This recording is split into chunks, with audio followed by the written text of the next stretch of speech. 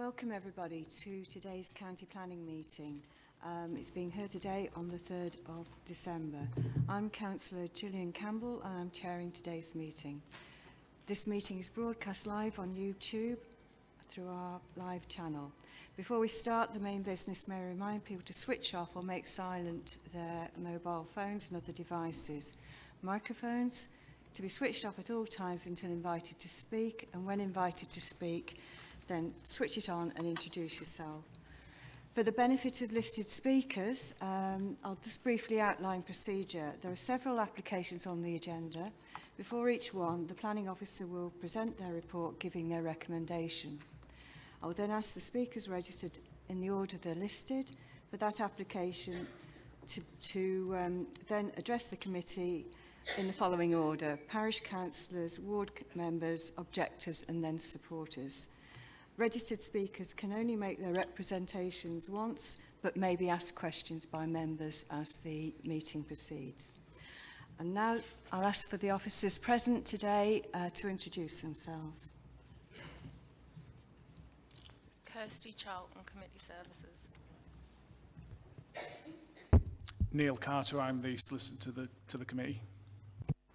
Stephen Reid, I'm the Planning Manager, Chair. Chris Shields, Senior Planning Officer. Steve France, Senior Planning Officer. Steve Pilkington, Strategic Development Manager. Claire Teasdale, Principal Planning Officer. Thank you. And now we can start the meeting and we'll move on to the agenda. Firstly, are there any apologies for absence? Councillors Bell and Mary Lynn Franklin. And are there any substitute members? Councillor Heaviside for Councillor Bell. Thank you. And any declarations of interest?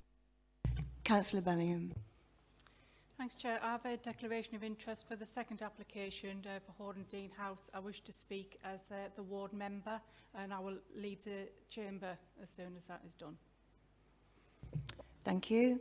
And now the minutes held of the meeting on the 5th of November. Can we approve those minutes? Councillor Hope, and seconded by Councillor Wilkes. Thank you. We can now move on to business. We have 3 applications to be determined, and we'll start with the first application. Chris.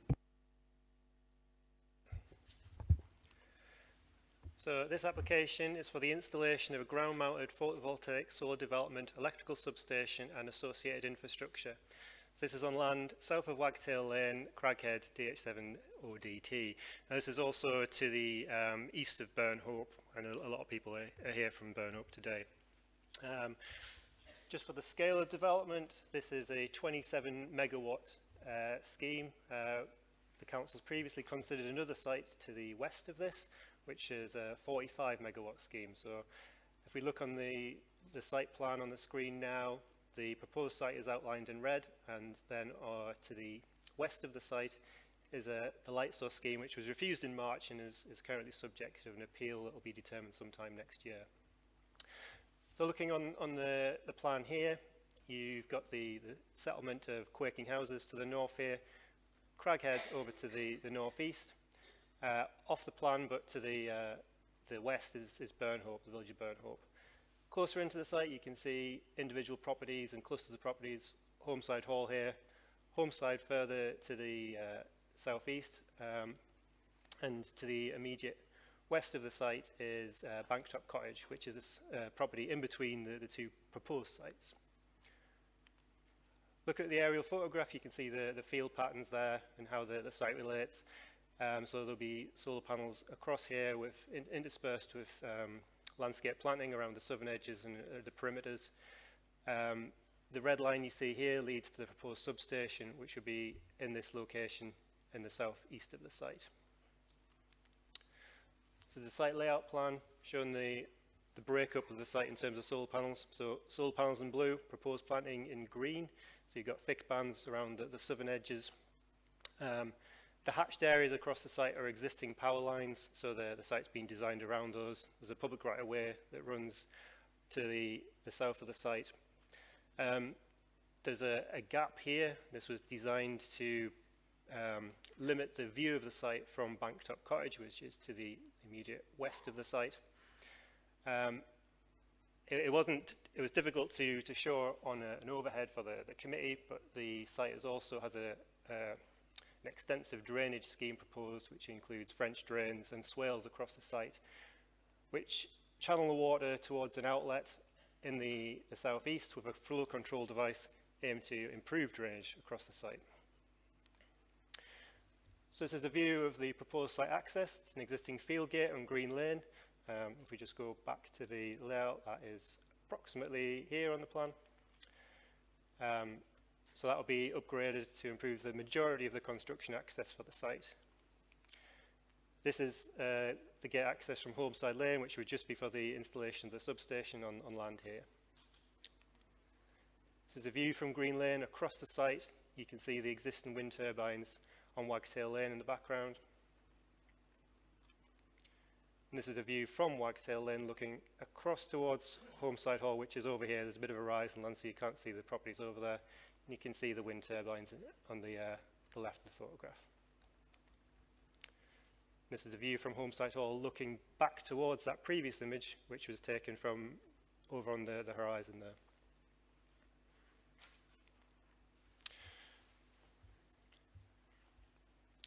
So in terms of representations, we've had no objections from statutory and internal consultees, subject to conditions where appropriate. There were 34 public representations, with some extra ones that have come in since the report was published. So we've had a total of 35 objections and 1 support. 2 representations have also been received offering comments. So objectors, including the Campaign for the Protection of Rural England, have raised concerns about the principle of the development and perceived industrialisation of the countryside, harm to the rural character, views and recreation, impacts on equestrian activity and horse welfare, increased flood risk and inadequate drainage, landscape and visual effects, including cumulative impacts with other solar schemes, and that is the site to the west, loss of agricultural land, harm to wildlife and biodiversity, potential contamination, fire risk from panels and batteries. Just to clarify, there's no batteries proposed on this site. Effects on property values, construction traffic, noise and general disruption, confusion over consultation and the need to fully consider cumulative effects with the separate Burnhope proposal. In terms of support, there was 1 letter of support which simply states that they're in favour of more solar power. 2 representations with comments, including from Lanchester Parish Council, broadly support the proposal but state that construction must avoid March to September breeding bird season to protect lapwings and skylarks, and also stress that the cumulative impacts must be given significant weight and fully assessed before a decision is made. Just to note, these comments came in before the other scheme was refused in March. So in summary, the development would provide a significant renewable energy source, providing clean energy to over 12,800 homes, reducing dependence on fossil fuel power stations, with additional employment benefits as well as biodiversity and landscape improvements. Whilst it's accepted that the proposed solar farm would have an impact on the landscape, it is considered that the benefits of the development in terms of energy supply and security, support for renewable energy and biodiversity enhancement and job creation would outweigh that harm in accordance with CDP Policy 33. The proposals have generated significant public interest. Concerns expressed regarding the proposals have been taken into account and carefully balanced against the scheme's wider social, economic and public benefits. All other material considerations have been taken into account in the determination of the solar farm application and found to be acceptable. The proposed development is considered to accord with the relevant policies of the County Durham Plan and relevant sections of the NPPF. Thank you, Chair. Thank you. We'll now move on to the speakers. We'll start with the local ward member, Councillor Gray. Unlimited time, but try and keep it as close as possible to 5 minutes. Thank you, Chair. Good afternoon, members. Firstly, I would like to ask the committee to consider deferring the decision until after the inquiry has been heard into the other solar farm from Burnhope, and that is to take place in March. So I am speaking today to speak against the proposal. Yes, thank you. So the main reasons are the inadequate consultation process, the damage to the historic environment, the risk to health and well-being, exploitation of the local community, destruction of local businesses, and the increase in crime. So, many people were unaware that this application was actually in the Lanchester and Burnhope ward, particularly because the first consultation was held in Stanley. The location is described as south of Stanley. In the presentation, the address is given as Craghead. Why wasn't it held in Burnhope, given the proximity of the site to the village? It's in this electoral ward. We are concerned that it has been deliberately misleading because the applicant knew there was a well-organised and articulate group of residents opposed to solar farms, and you can see the residents there who are concerned about the other very large solar farm. In addition to that, the timing means that this has straddled an election, so the councillors for the initial consultation are no longer in post. And as a new councillor, the first I knew of this in my ward was last Tuesday. So I've only had a week to prepare and I have another job, and the people speaking today also have jobs. It's been a very tight time frame. In addition, the application was referred to as Homeside Solar, and the website about it was called Homeside Farm Solar. This has been very misleading because there's a farm shop close by called Homeside Farm, and I feel that this has served to confuse people and has actually prevented widespread engagement in the matter. Next slide, please.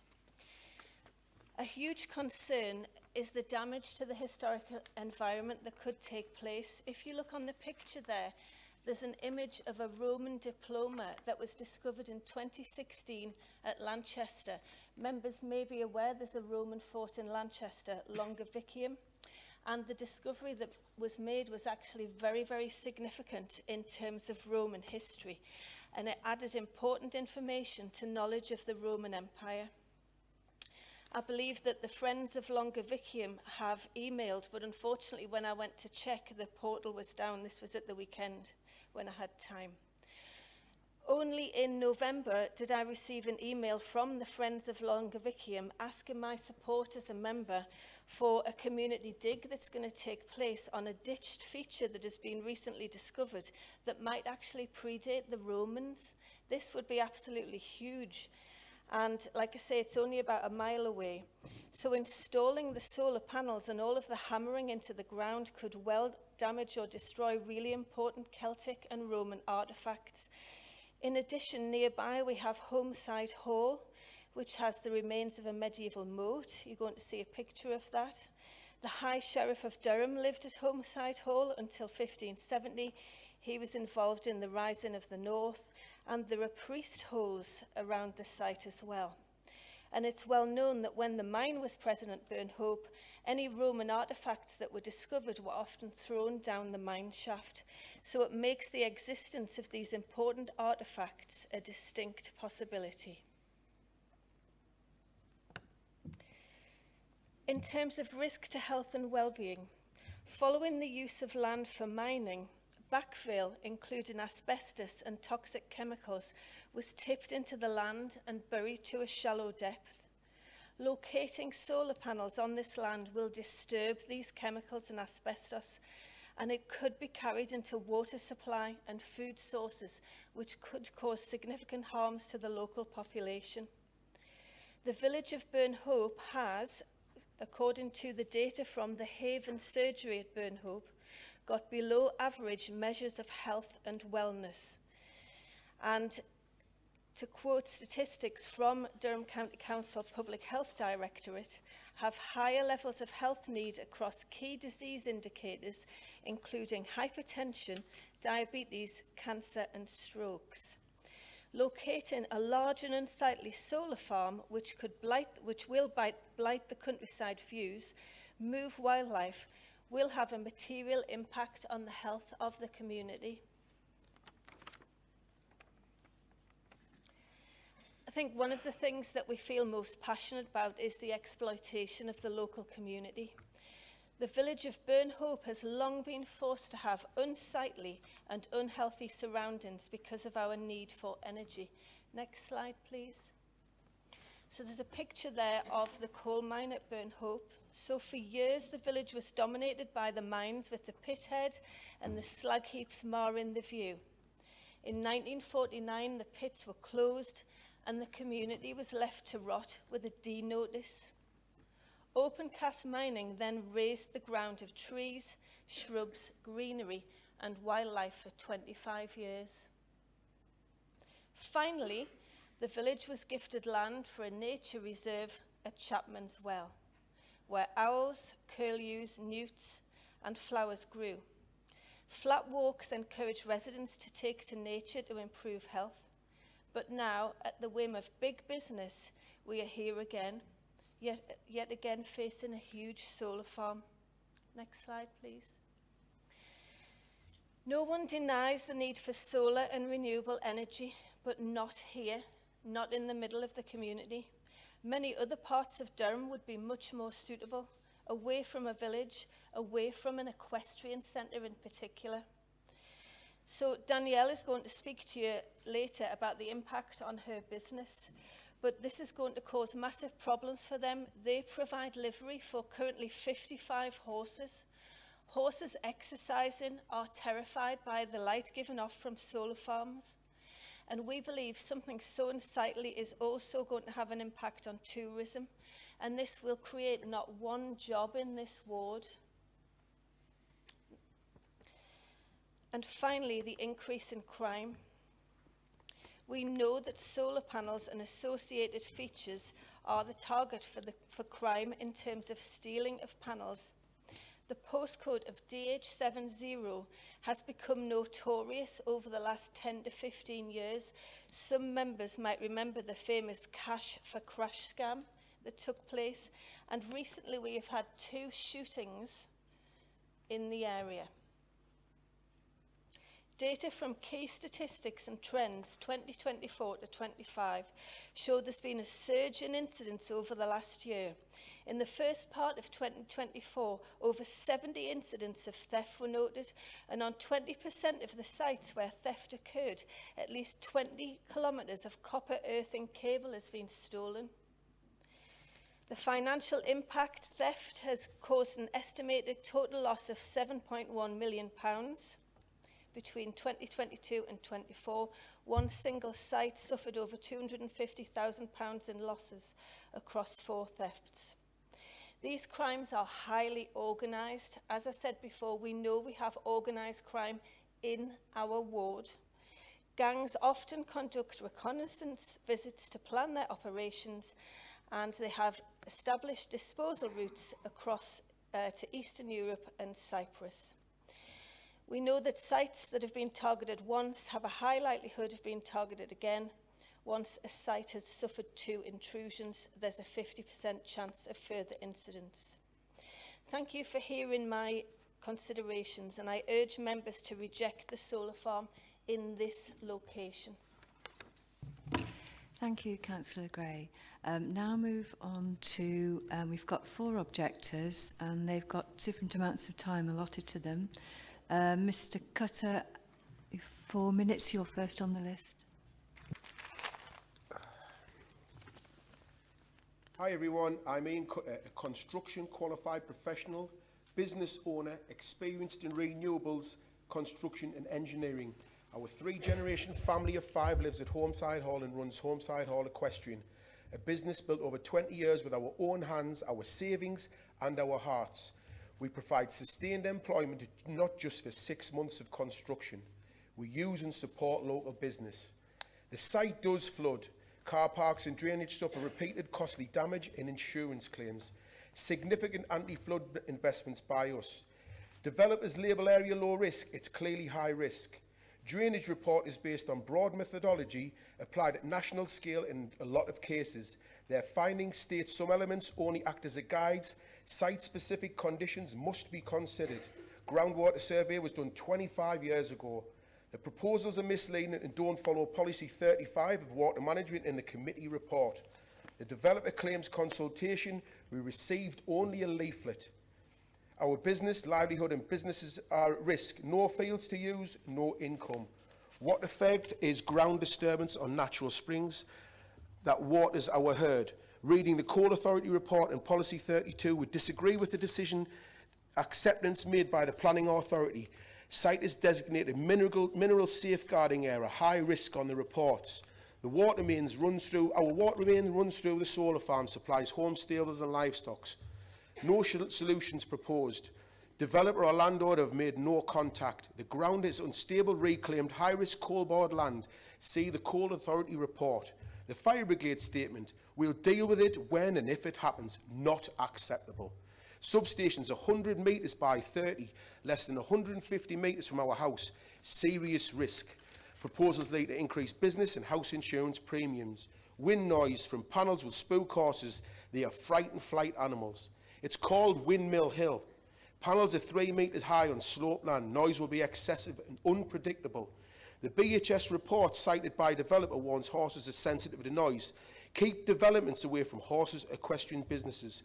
Storm damage risk, animals and business in danger. Security risk is mentioned. If we cannot use the fields, we have no business. Homeside Hall equals regeneration, not industrialisation. A thriving equestrian business serving the community and northeast equestrians. There are over 130 horses stabled on Homeside Hall Road alone. Tranquility and countryside are why people choose us for the best care in a peaceful environment. The solar farms visible from multiple locations. Tree mitigation won't mature for 15 years. By then we're out of business. We have nesting owls, etc. History. Homeside Hall is one of County Durham's most underrated historical sites. Currently Grade 2 listed with the site classed as a listed curtailage. Many planning applications in the northeast and nationwide have been rejected due to proximity to listed historical sites. Homeside Hall is significant. The property was occupied by Romans, the northernmost civilian building in the Roman Empire. Dwelling date backs pre-1100s, possibly 4 AD. The lady on the wall is nearly 2,000 years old. That's 4 AD, pre-Celtic. Homeside Hall was of equal status to Lumley Castle, believe that or not. Linked to the Battle of Burnham Burr. The key point in English national identity. Roman artefacts found, priest holes, tunnels. Solar panels remain visible from our farm. Solar is not in keeping with heritage. The Hall buildings surrounding lands have significant historical importance. Durham County Council guided walk groups use the route. Homeside Hall is once again the site of battle.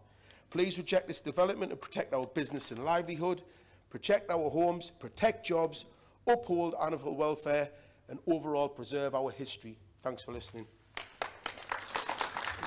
Thank you, Mr. Cutter. Mrs. Cutter, you have 4 minutes. Yeah, we'll swap sides. Hi, so my name is Danielle Quigley-Cutter. Apologies, Mrs. Cutter. Can you just hold on a minute? Yeah. Somebody's just caught my attention.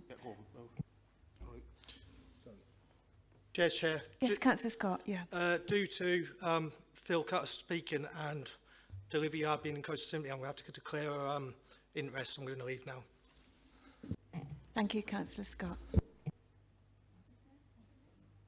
What does that mean? What does that mean?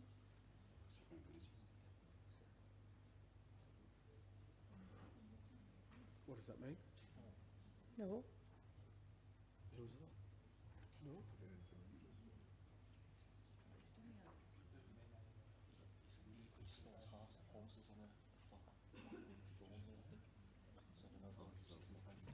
He does what, sorry?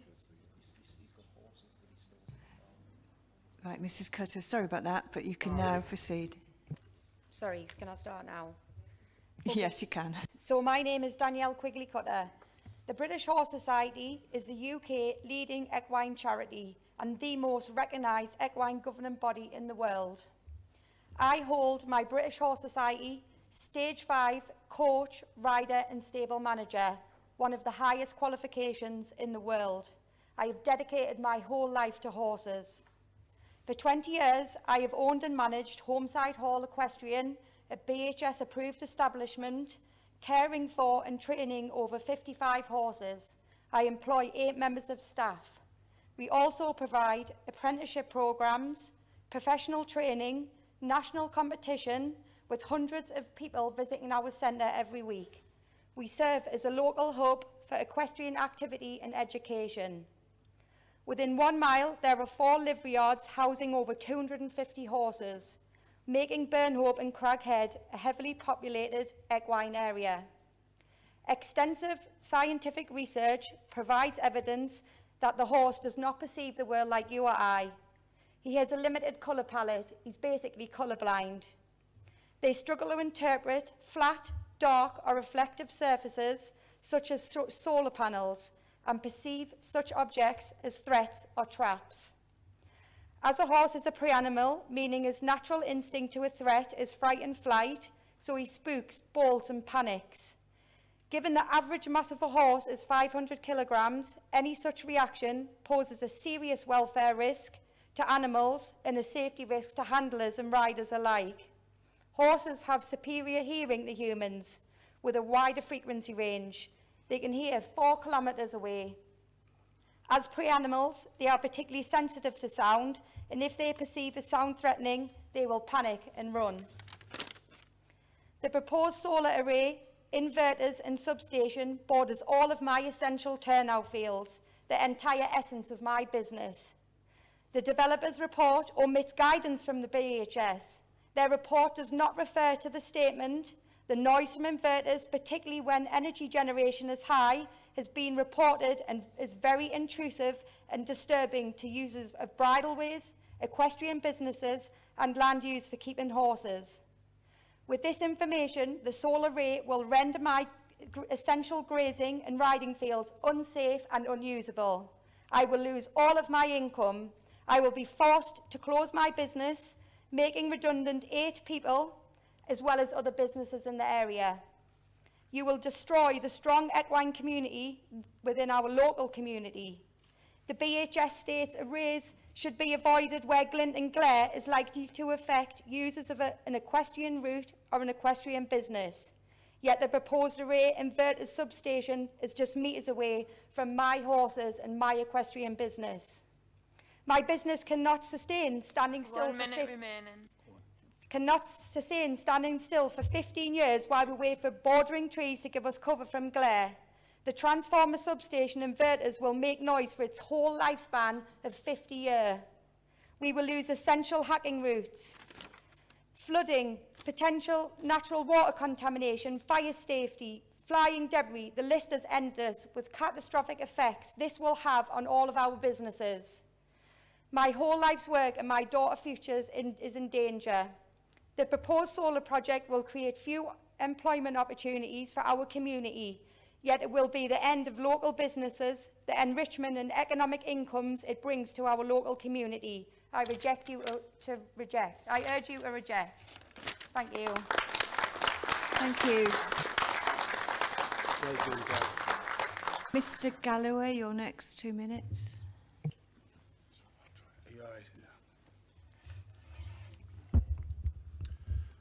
Thank you, Chair. Hello, everyone. My name is Ian Galloway. I'm a resident of Burnhope and I teach leadership and theology at Durham University. I'm going to put what you've just heard in the context of planning policy. Policy 10, development in the countryside. New development must not give rise to unacceptable harm to the heritage, character, beauty or tranquility of the countryside. This application gives rise to considerable harm. Policy 10 also says new development must not contribute to ribbon development where developments coalesce. This is the map of the Burnhope scheme in yellow and this application in red. This is industrialisation of the countryside on a massive scale. Policy 10 also says that new development must not impact adversely upon the setting form of a settlement which cannot be adequately mitigated. The impact of this application is very adverse and there is no mitigation. Policy 10, new development must not impact adversely upon residential or general amenity. This application has huge impact. Policy 10, new development must also minimise vulnerability and provide resilience to impacts arising from climate change, including flooding. This application does not. Policy 26, green infrastructure. Development will be expected to maintain and protect and, where appropriate, improve the country's green infrastructure network. This application fails that expectation. Policy 26, where valued open spaces or assets are affected, proposals must incorporate suitable mitigation. Where appropriate, there will be engagement with the local community. 30 seconds The engagement with the local community has been farcical. Policy 32, despoiled, degraded, derelict and contaminated land. This application has not demonstrated that that issue has been addressed. Renewable and carbon energy, policy 33, has to be in appropriate locations to be supported. This is not an appropriate location. And in determining applications, significant weight will be given to the achievement of wider social, environmental and economic benefits. There are no benefits. I urge you to reject the application. Thank you, Mr Galloway. And now, Mr Wilkinson, you've got 2 minutes. Thank you. Good afternoon, councillors. I'm sorry, but this is not the correct slide that's on the screen. There should be another slide.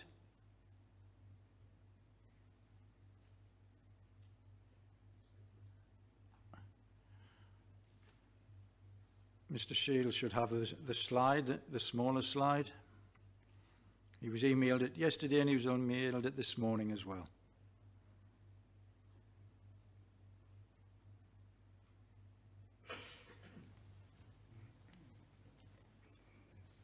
I'm quite happy to plough on without it, but there's one major slide that I would like to show everyone, which is the map. Sorry, Mr Wilkinson. It's okay. I think they were just checking. Yeah, that's fine, what slides are absolutely there. fine. Just bear with me. I can plough on with that image, if it helps.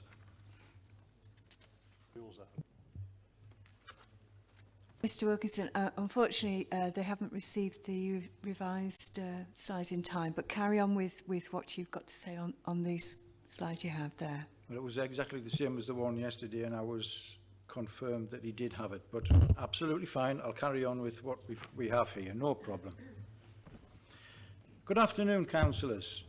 My name is Mr Ian Wilkinson, owner of Banktop Cottage. To allow others more time to speak, this will be very brief. I would like you to seriously consider the location of my home with regard to the negative cumulative impact of the 2 solar energy plant applications, or this one particular application which would be facing my home. You will understand that both applications are relevant to me, as no decisions have yet been finalised. If you look at the map above, my home is surrounded by outstanding landscapes which supports local wildlife that is either protected by law or registered as endangered. For example, the curlew, which has already been mentioned, the skylark, the bats, and in particular the great crested newt. It is also surrounded by agricultural farmland, which is high quality, sustainable grazing land, which is different. As is most of County Durham, used for Britain's much needed food security. This alone must be saved. Referring to the image, devastatingly, my home, if both applications are passed, would sit sandwiched in between the 2 huge solar energy plants. You can imagine the effect this would be. It would be catastrophic for me and my family. So if you look at the image, you just pick out the worst place to where your home would be. 30 seconds remaining. I would like you to simply look at, oh sorry, the slides aren't there. As part of the decision-making process, please do not hesitate to ask members of Keep Burnham Green for clarity on any of the issues so far, so that fair, balanced and informed decisions can be made. The application mirrors the previous application, which was refused in March this year. However, as said, it's gone to appeal. This application would either add to or replace the devastation depending on both sorry, outcomes. Mr Wilkinson, sorry. I therefore you've reached the respectfully end appeal time. to you to make the right decision and reject this application. Thank you very much.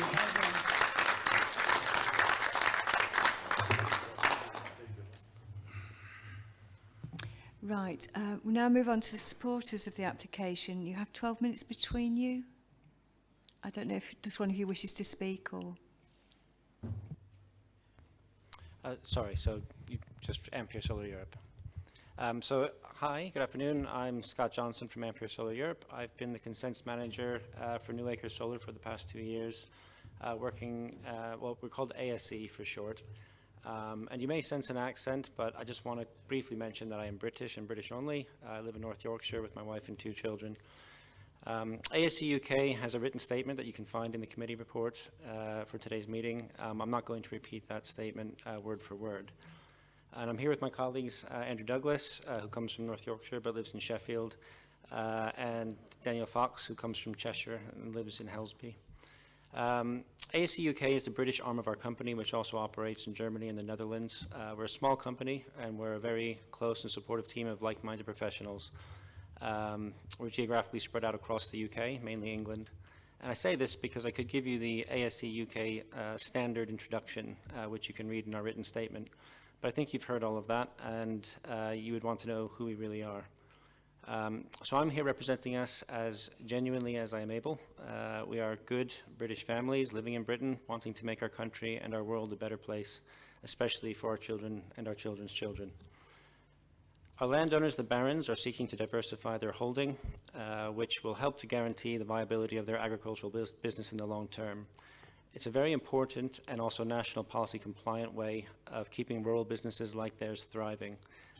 Both national and local policies, such as the County Durham Plan, recognize that solar farms offer landowners diversification, providing a consistent index-linked income stream independent of agriculture, which adds long-term security against market and yield volatility and supports their broader farming operations. People sometimes ask me at public consultation events, like at New Acres in July 2024, would you want one of these solar farms behind your house so that you had to look at it every day? And I can honestly say, yes, I would. Knowing what they are and what they do. Please be quiet. Don't make noise while someone's speaking. And just how much good they actually achieve. And absolutely, yes, I would. They produce locally reliable, clean, sustainable electricity and are teeming with wildlife on top of this. They're quiet, they're low in the landscape, and they use our abundant natural resource in the sky, the sun. What is not to love about them, especially when the alternatives are so dependent on international markets, constant imports, massive landscape-destroying infrastructure such as huge, tall power plants and stacks, and environmental damage. Whether we're talking about energy from waste, coal, gas, oil, or nuclear, this is the case. We don't have the plutonium or the bentonite for nuclear disposal that we require, sadly, and everything else requires a chain of infrastructure many miles long. Ships, ports, storage facilities, refineries, depots, rail carriage, freight truck facilities, tanker trucks, nuclear and other waste disposal sites, etc. Once secured, solar energy offers a truly clean, locally sustainable energy unlike any of the alternatives. My first involvement on New Acres Solar was back in early 2023, and at that time, this was a solar project like any other. But by the summer of 2024, it was apparent this was going to be quite an extraordinary one. By the time our public consultation in July 2024 occurred, I was very keenly aware of the background in this community and the strong and heated opposition to Burnhope Solar Farm nearby. While not wishing to take anything away from that project, our site at New Acres is very different. It is much smaller, about half the solar capacity, so 27 megawatts versus 49.9, and the solar farm takes up around half the land. In terms of nearby main settlements, there are none within 500 meters, with the contiguous conurbation of Stanley downhill from the escarpment at the back of the site to the north, and Oosterley/Craghead, sort of contiguous settlement, tangential to the site in the landscape to the east. As with any solar site, we have isolated properties, farmsteads, and smaller communities nearby. So throughout project development, we've been keenly aware of the site sensitivities, including the potential for cumulative impacts with the proposed Burnhope Solar Farm to the west, and its position high on a hill in the local landscape with an area of high landscape value very close by. So we immediately set about employing novel 3D modeling techniques of the site and its surroundings and of our proposals in order to optimize proposed landscaping first, and then the solar panel and other equipment placement. So our proposals have ultimately become quite a substantial landscaping project, combined with a solar farm. So now it involves a 35-hectare solar farm, 10 hectares of woodland-type planting, 8 hectares of grassland habitat creation to be managed for biodiversity, and 2 kilometers of new native hedgerows. We propose there will be sheep grazing between and beneath the solar panels, and we offer over 100% biodiversity net gain. It's actually 150% in terms of hedgerow creation. Now, I appreciate this is not the Garden of Eden and far from perfect, but we've worked diligently to minimize our impacts and respect the residents around our site. Out of 24 representative external landscape and visual impacts identified in consultation with Durham Council's landscape officer, we have reduced 18 of these to negligible in the long term, including those from the west at Banktop Cottage and the public bridleway, which also passes Burnhope Solar Farm. The remaining 6 impacts have been assessed as mainly minor adverse. All remaining impacts, such as on heritage, ecology, and the water environment, have been avoided or similarly mitigated to negligible through our proposals. So we thank the Council and the community for considering our proposals and for the tolerance of us and the proposed change in the place where they live, which we do appreciate. It carries an emotional burden and response. So I genuinely hope the effort we've put in to make this the most optimized possible solar farm on this site shows through, if nothing else, and that we have again very genuinely tried to minimize any impact on anyone in the surrounding area. As per our application and written statement, New Acres Solar has no objections from the Council's environmental officers and other statutory consultees. It meets the planning balance sufficient for approval and represents a well-considered, policy-compliant renewable energy development that will make a meaningful contribution to both local and national clean energy targets. It will deliver substantial carbon savings, biodiversity gains, and community benefits whilst maintaining agricultural use of the land. So in short, our proposal demonstrates an appropriate balance between environmental stewardship and the pressing need for sustainable energy generation, and it strongly merits approval. Thank you. Thank you. Now, I think the officer might like to answer anything that's raised by the speakers. Thank you, Chair. Just a couple of points to come back on. Obviously, don't want to disagree with anyone's opinions, so I'm not going to argue with anyone on those grounds. In terms of horses and the British Horse Society guidance, yes, helpful, but there isn't any planning policy or guidance that would prevent this development from being approved. Whilst horses are very important to these people and many others, they are animals at the end of the day, and they don't have the same level of... Please be quiet and respect the speakers. That is the same way that they're interpreted for planning policy. They're of low consideration than people in terms of amenity. As I said, I don't want to go any further on that, but if you have any questions on the horses in particular, then we're happy to take that. Now, other things I wanted to pick up on are the archaeology and the contaminated land as well.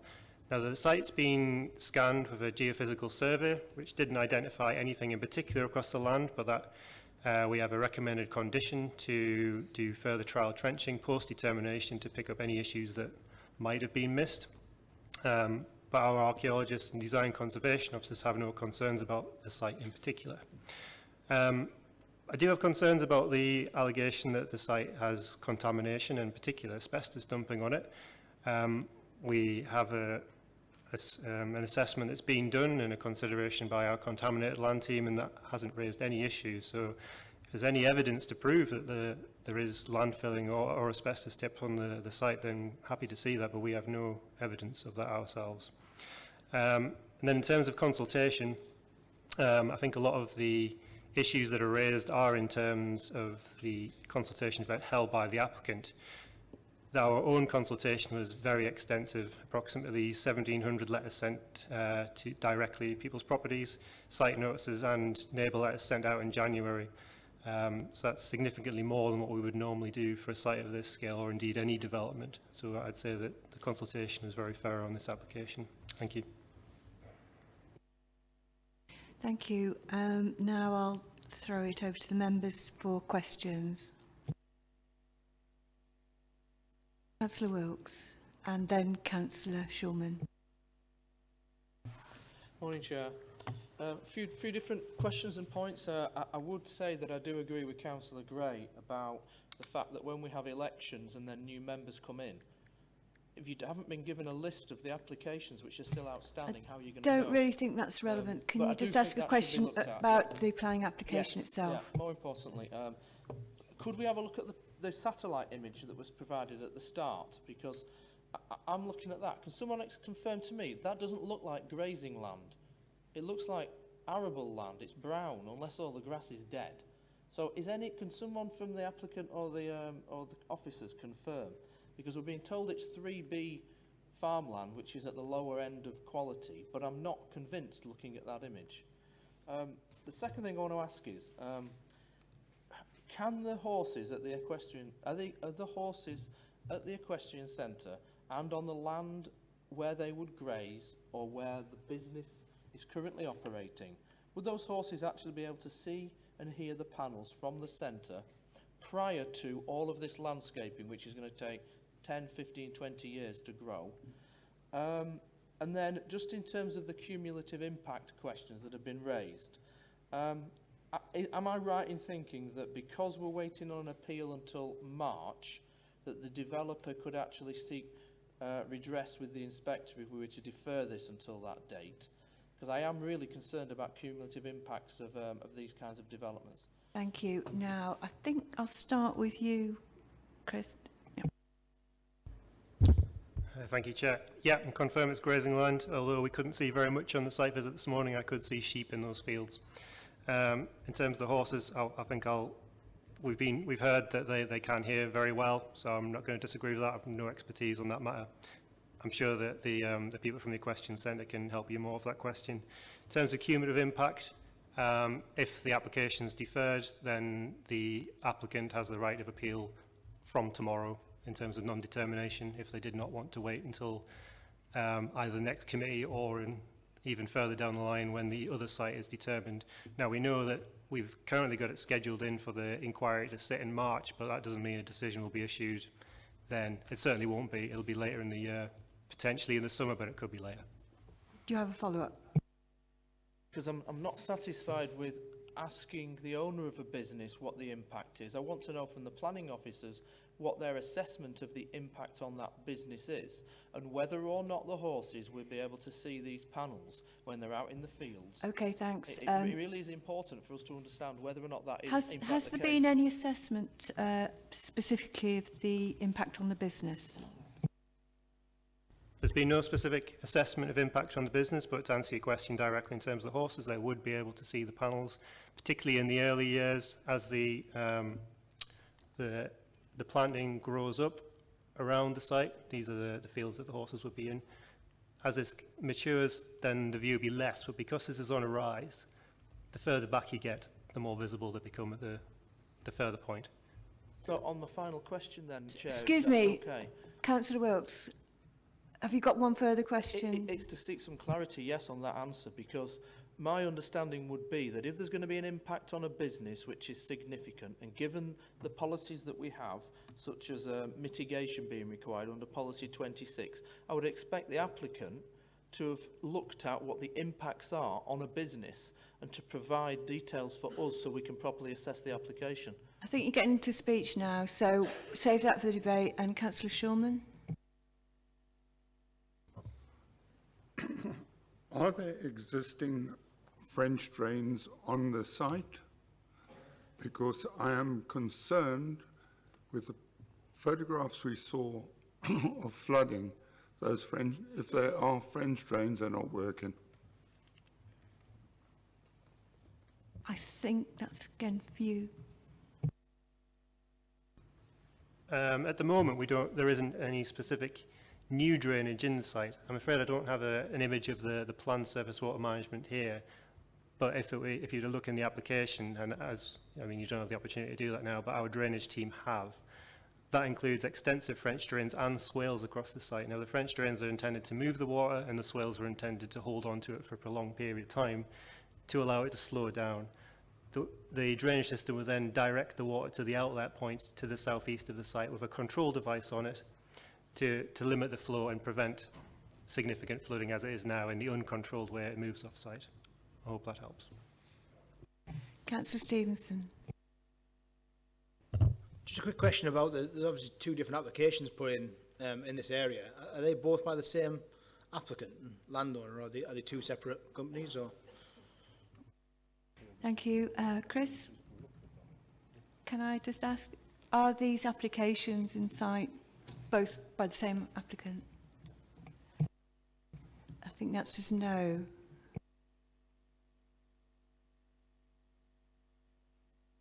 Councillor Bellingham. Thanks, Chair. I did note that the officer did say that they're only animals at the end of the day. I think, you know, was a sharp intake of breath. I'm a horse person myself. And the Animal Welfare Act 2006, although it's not attached to any planning law, it does state that the animals need to be kept in a suitable environment. Has that been taken into account, the Animal Welfare Act, at all with regards to this planning application? Thank you. Chris? Not in terms of this planning application, but I think it's important to note that the horses aren't on the application site, they're on an adjoining site. So whilst I can see that, yes, that adjoining land use would have an impact on the objector's site, it's up to the objector to maintain the welfare of their animals, and if they think they're in harm from being in those sites, those particular fields, then you wouldn't put them there. I realise that I can see the potential impact there, but they're saying there's a variety of needs for different horses. So if there are ones that are particularly harmed by those panels, then they could put those in different fields. I don't know the layout of their land and whether there's an opportunity to do that. That's just that's my opinion on that. Before Councillor Wilkes, I think Steve wants to make a comment on the horses. Thank you, Chair. Yes, if I could. I think it's an interesting debate which is being focused here, Chair, in terms of the impact on the horses and the impact on the business. As I think Chris alluded to before, in the planning system, both in national planning policy and through planning appeal decisions and ministerial statements, as members will be aware, there's well-established metrics and well-established planning policies for protecting human health. And that's a fundamental part of the planning system. I think maybe just to add to what Chris was saying before, and indeed probably reflecting on Councillor Bellingham's point, you know, there's nothing, at the end of the day, there's nothing in planning legislation or nothing in planning policy that directs us to have regard to equine health as part of our decision making. I think the question that leads on from that, which is, you know, a point made very strongly from the objectors, is relation to the impact of this development on the business. Clearly planning policies do act at times to protect businesses, and again, as members will be aware, we've got an agent of change policy in our local plan, where if, for example, we were looking to bring housing close to factories or close to the nighttime economy, that's something that we do have to take into account, because there's a clear and demonstrable evidence that doing that might lead to humans objecting and in turn closing a business down. And just chatting to Chris there, you know, the team have looked long and hard for planning appeal decisions and looked through ministerial advice and the like. And, you know, as a matter of fact, I don't think there's anything we could hang our hat on that this development here would be likely to cause such significant harm to the horses that would in turn lead to any harm to the business, Chair. So I hope that maybe helps clarify the debate. And I think if we can, Chair, I'm sure Neil will have a view on this as well. Probably important just to steer members, if we can, away from the horse health issue, because that really, you know, that would really be struggling legally if we were to go down that road, Chair. Thank you. Thank you for that comment. Now, Councillor Hope. Thank you, Chair. Councillor Kenny Hope, Delves Lane Division. My division backs on to this division. But when it comes to the health and well-being of humans, this is where our planning considerations do come in.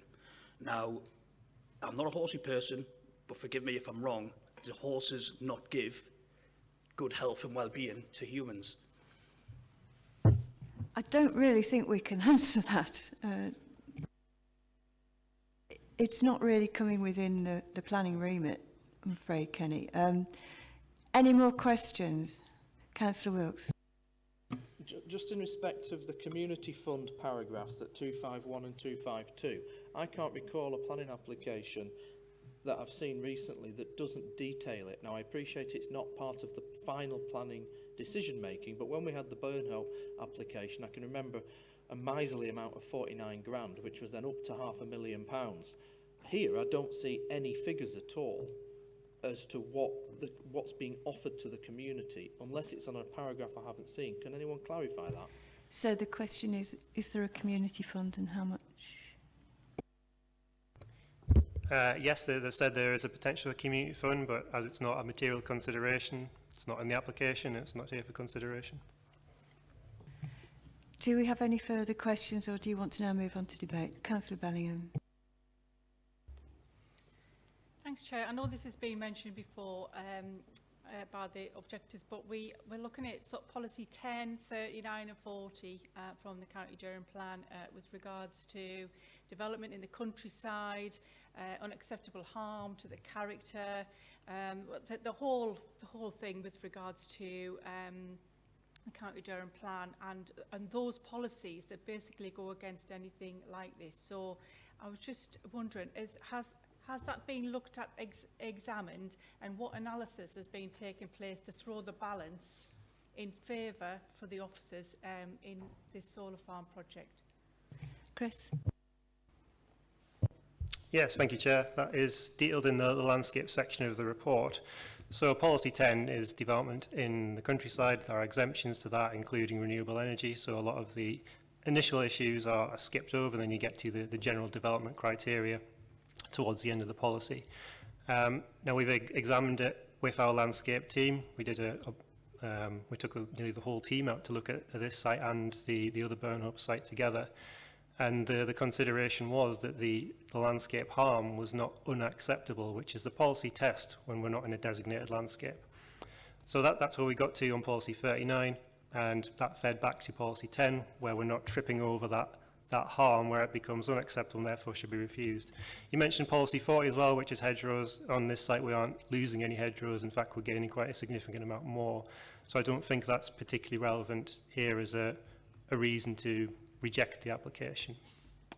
I hope that helps.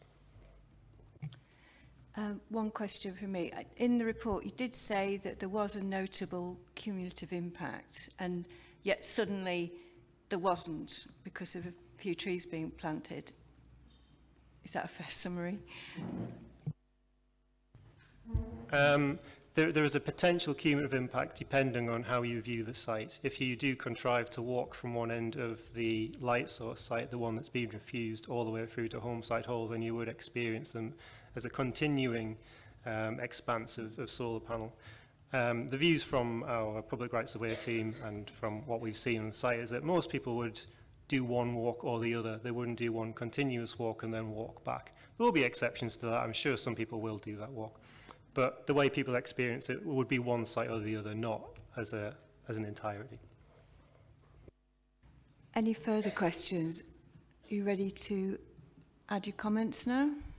Councillor Hope. Thank you, Chair. I've took a lot of time looking into the planning application itself, and the decision notice contains a notably high number of pre-commencement conditions and several obligations that may not meet the statutory tests for planning conditions. NPPF paragraphs 56 test conditions must be necessary, relevant to planning, relevant to the development, enforceable, precise, reliable in all other reasonable in all other aspects. So the conditions are potentially failing the 6 tests. A, imprecise or overly broad conditions. Condition 6, CMP, is excessively long, open-ended, and lists 16 separate requirements as a minimum, creating imprecision. Case law confirms that conditions must not compose undefined or expandable obligations. Condition 13, above ground structures risk reopening the principle of design already considered through the approved plans and therefore may exceed the proper scope of conditions. Conditions 20 to 23, HMMP and BNG requirements require 30-year management and monitoring through conditions alone. Long-term obligations of this nature are typically secured via Section 106 agreements and may therefore be ultra vires as standalone conditions. B, duplicative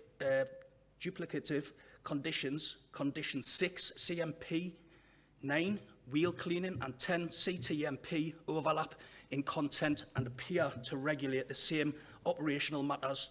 Duplication is discouraged under the NPPF and may render such conditions unreasonable. C. Ambiguous conditions. Condition 18, Burnout Survey, uses the phrase "if behaviour indicates," which is subjective and not measurable. Ambiguous wording may lead to the enforcement of difficulties and fails the precision test.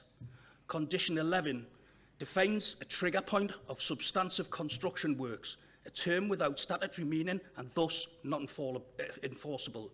D. Potential enforceable conditions. Condition 24, 27 megawatt export cap requires data not readily accessible to the local authority. Enforcement would rely entirely on operator-provided information and therefore risks... Councillor Hope, how much more have you got to say on this? I think I need to bring in Neil to comment on the legal points you're making. I've got quite a bit here, Chair, and I think it needs to be heard. It's a bit difficult to get the point of... Yeah. So basically, in a nutshell, there's too many ambiguities here that can lead to legal challenges. It can lead the council to be duped in different ways, and I don't think that we should take this lightly. So you're concerned about a lot of unspecific conditions that don't come out clear enough. Okay, Neil, do you want to comment on that generally? Thank you, Chair. I mean, I think the first thing to say is we're perhaps getting slightly ahead of ourselves here, because clearly, before we get into discussion about conditions, if members do want to discuss conditions in a detailed way, we need to know whether you're minded to approve the application.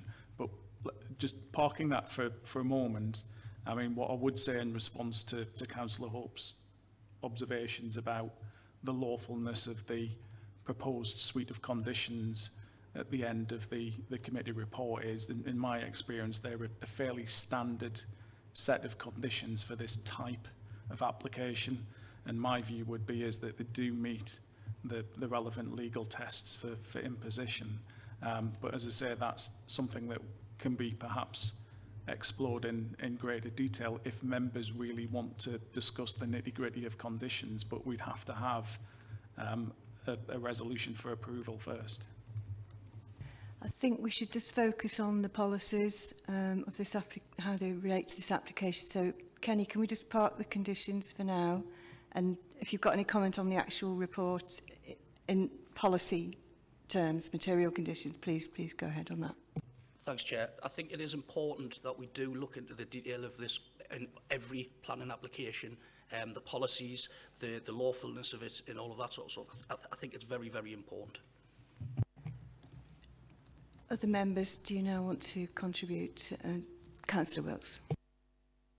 Thanks, Chair. I just want to read policy 31, amenity and pollution. It says, it sets out that development will be permitted where it can be demonstrated there will be no unacceptable impact, either individually or cumulatively, on health, living or working conditions or the natural environment, and that the development can effectively be integrated with any existing business and community facilities. I haven't seen anything to suggest to me that we've been given the information that we need to be absolutely certain that there isn't going to be that impact upon working conditions and businesses that are neighbouring this site. I simply haven't seen that. I'm going to listen to what other people say, but right now I've got real concerns that nobody has provided me with a report to say there will not be adverse impacts on this neighbouring business. And that leaves me concerned about supporting this. Thank you, Councillor. I think we've certainly heard from the objectors about the personal effect on their business. That is being covered. But you're right, that there could be more in the report about this, I feel. But anybody else? Councillor Bellingham and then Councillor Freeman. Thank you, Chair. I just want to say that although people are talking about the horses in the fields, this business will use the bridleways that right around these fields. And this sort of glare that they're talking about with regards to, this is part of the business, by the way, and I don't know if they've got RDA, which is their Riding for the Disabled Association, and that sort of thing that does support a community and it does help out children. If the horse is walking around on what you call a hack around this area, the glares are going to be different times at different days, and it's going to make things very, very difficult for that business to continue in the way that they're going at the moment. Councillor Freeman, you had your hand up. Yes, thank you. Councillor David Freeman, Elford, Charlesgate and Shincliffe Ward. I think many members have concerns about this application, but I can't see any policy grounds not to accept the application. Everything that's been mentioned, I think, has been covered by the officers, and doesn't seem to be anything that we could use to object to the application. I think the application does have merit. It does provide the clean energy sources that we need for this country going forward. And also it does vastly improve the site that the solar farm would be on. We've heard of a very substantial biodiversity net gain. The land can still be farmed in some way by grazing. I haven't heard anything to really suggest that the businesses around the site are not viable because of this. On the view that there aren't any policy grounds to refuse this application, I'm recommending that we accept the officer's recommendation to approve the application. Before we just move on to seconding that, has anyone got further comments they want to make? So, Councillor Hope. Thank you, Chair. For me, I think the risk to health and well-being to humans, I think the application falls short of Policy 10. It does have significant impact, and Policy 33, I don't think it's appropriate. So on that basis, I want to move a motion to go against the recommendations of the officers. Thank you, Chair. Thank you.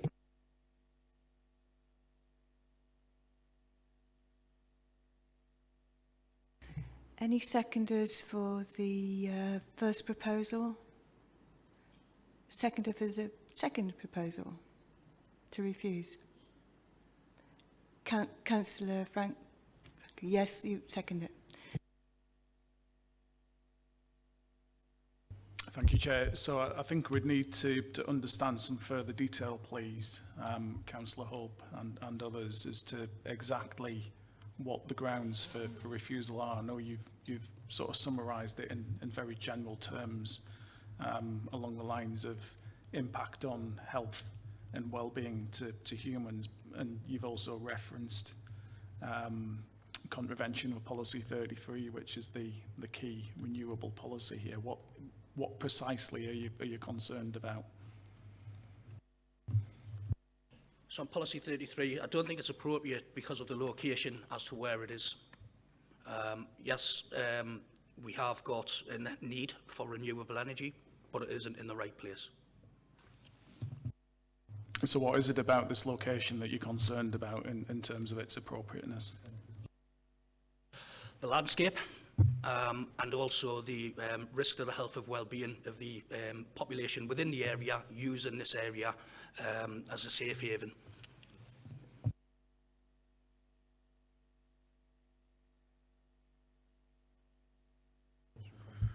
So just to summarise then Councillor Hope, I think you're talking about landscape impacts, recreational impacts in terms of users of the public rights-of-way network and the like. I mean, I think in terms of that as a reason for refusal, there's potentially a refusal reason in there that officers could defend at appeal. If you're adding to that the risk to well-being of humans, and perhaps I'm reading into that the equines in the adjoining business, I think that's where we're going to get into difficulties in terms of appeal and potential costs. So we're going on landscape and recreational amenity. Councillor Schumann. I'm not against solar farms, but both those, the application that's under appeal at the moment and this one, are too close to human habitation. Thanks, Councillor Shulman. I think now we've covered everything, and we've got a motion seconded to refuse the application. All those...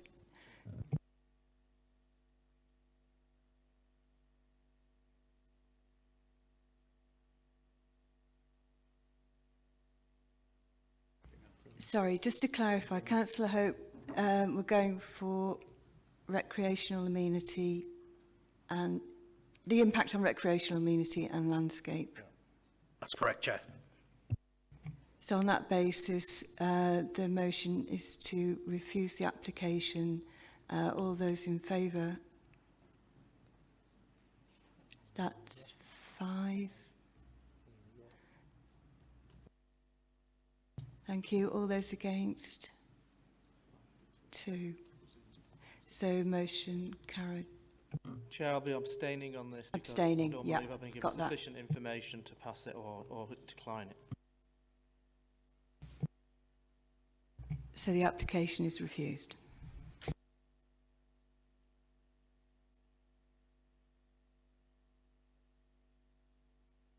That ends that application, and now if people wish to leave before we turn to the next one.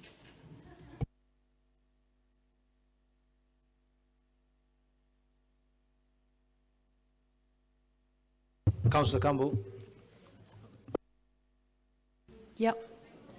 could we just take a comfort break, please? Yeah, we'll take a 5-minute break.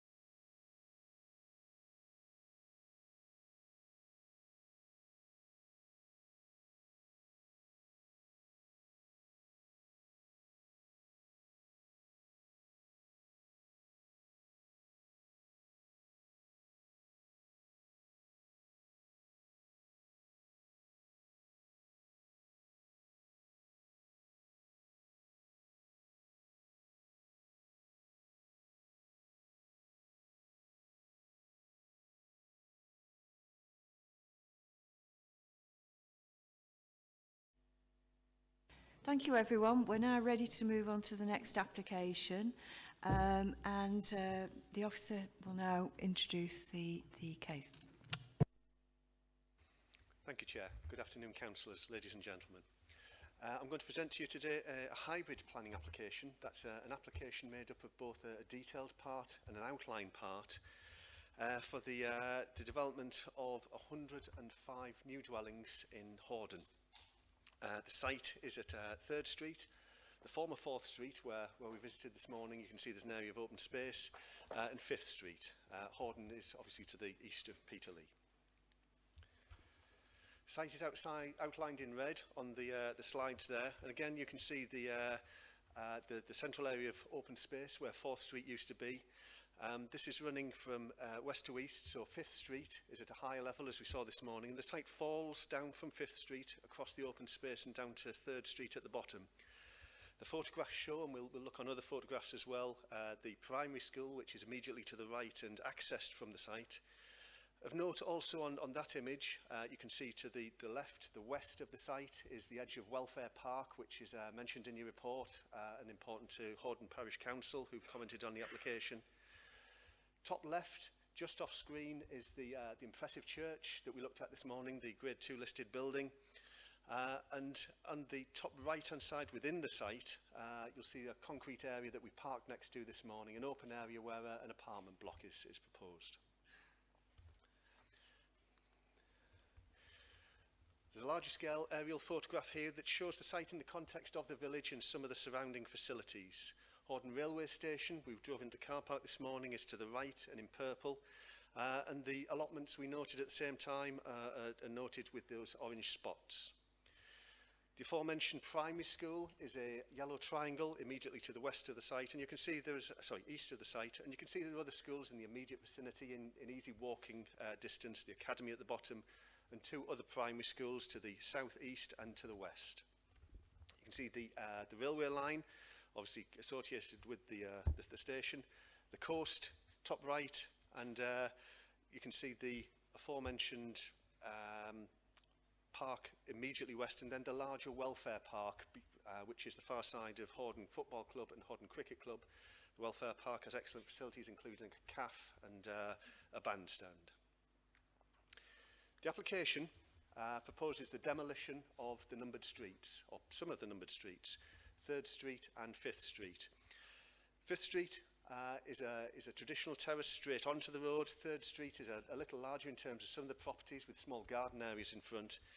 You can see they're very characteristic of the architecture of the Victorian Durham coalfield, and the local mining company, which is built in Hordern and in Blackhall, as mentioned in your report, has put particular care into additional detailing, which gives historic character to the site and to the buildings left on it. You can see the traditional multi-red colliery brick that's used and a Welsh slate roof. You can see the remains of some of the moulding around the heads and sills around the window openings, although the transom bars have been lost from the vast majority of the houses. And you can see the brick banding, which brings particular character to this, and that's something to note as we go through the slides here. The streets, as noted by the Conservation Officer in the report, are not pristine in terms of the architecture, and there have been modern intrusions in terms of improvements or upgrades to some of the properties. Render, different coloured roofs, the windows changed, and there's certainly not a consistency of the properties as they were originally built. So on the images on the screen there, top left is 3rd Street again with those little gardens, which we'll come to again in the proposals. Top right is 5th Street, and on that you can see at the edge some of the properties which have been vacated with the windows boarded up, or the voids as they're mentioned in the report. Bottom left is looking from Edward Kane Cottages, where we looked this morning. Those are as part of an old person's development of bungalows on the site of 1st and 2nd Street, which have been cleared in the past. You can also see from that picture, beyond the concrete pad where we parked this morning, there are areas of 3rd Street that have already been cleared of houses. But you can also see from the right the pleasant area of open space where 4th Street used to be in the middle of the site where the white beam trees are, the loss of which is objected to by the County Tree Officer and of concern to the Landscape Officer. The building just immediately to the right of that is the Salvation Army Hall, which does not form part of the site and is being retained. Bottom right image again shows some of the alterations to some of the properties with the little storm porches across there, which again sort of undermine the continuity of the historic character of the streets. These properties show the open space, again, a slightly different angle, top left, looking through to the open space and the white beam trees within it. And then the three images around the rest of the slide show the rest of the open space. It's sloping for the most part. It's crisscrossed by well-used and metalled existing paths, none of which are adopted, but they obviously form a network which people use well. It's best described as an informal use.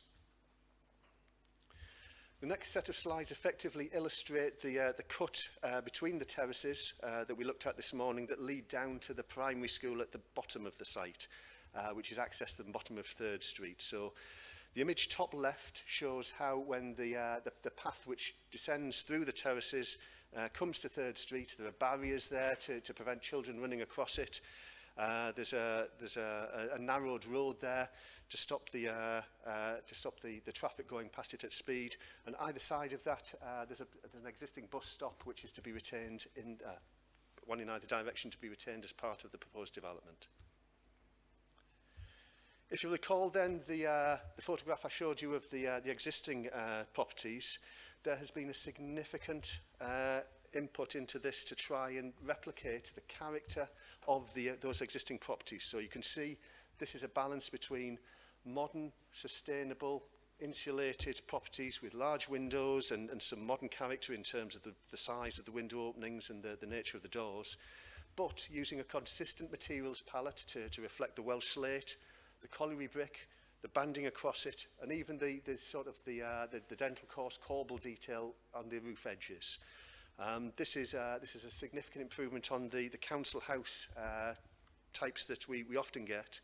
You will see, however, though, and this is part of the point of the scheme, that instead of just a single house type across the development, there's a mix of properties to try and attract a mix of people and a balanced community into the area. So you can see family housing in terms of semi-detached housing. You can see 3-storey, including 4-bedroom ones, the townhouse at the right-hand side. The two top images are interesting in that they are what we call a corner turner, in that it's a type of property that presents to two faces, and that'll be apparent while it's important on the next photograph. You can also see importantly that at the lowest part of the site, on the entrance to the school and closest to the bus stops and the walk to the station, we've got bungalows included on this. So there's a wide range of properties proposed, and they're designed to reflect the historic character of the existing settlement. The corner turning units are important because we have a central area of open space but now that transits down the slope to try and widen out that path that the access to the school was on.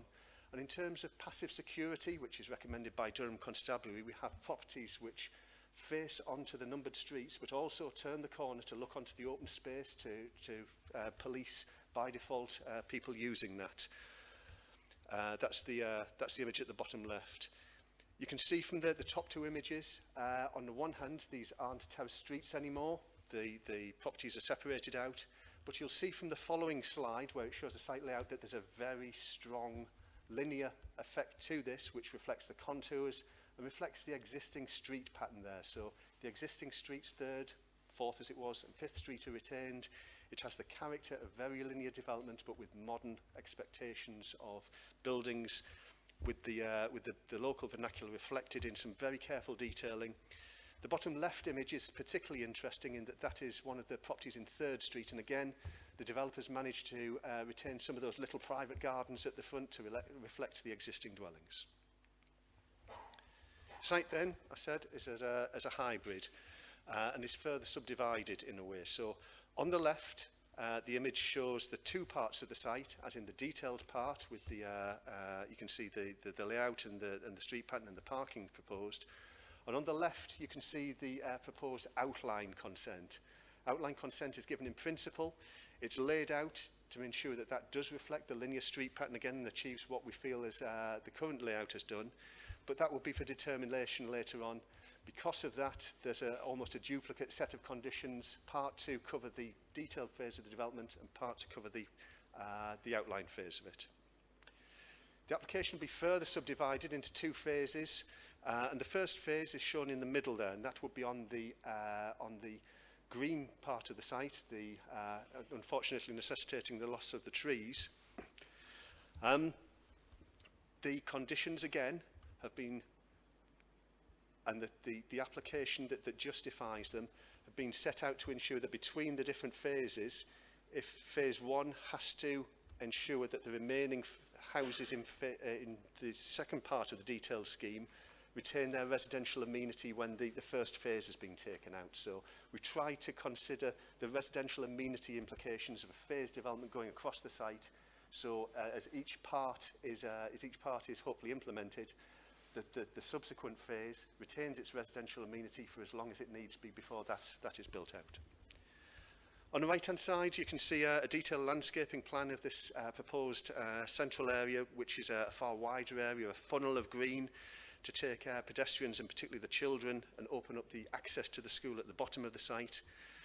You can see a slightly complicated arrangement where we've got that direct desire line, if you want, that leads from the existing cut straight down the site as far as possible to the school, although slightly interrupted by landscaping to slow people down. But also to the right, a zigzagging path for those people who need buggies, pushchairs, or are less ambient. You can see they're squared off at the end to allow for little 3-point turns, and there are seats along the way there, and there's also equipment, a little fitness park thing along there. This is the first area of open space that's designed to be shown as landscaping. You can see there's another area at the top of the phase 1, which is still to be there, and also there is proposed a payment which would be available for Hordern Parish Council. They've asked for a payment to maintain their existing infrastructure on the surrounding parks, which obviously the residents of the scheme would use. Got a very long report in front of you, so I'm not going to go through it at length. I'll touch on the main points. Happy to return to any slide or any point on this.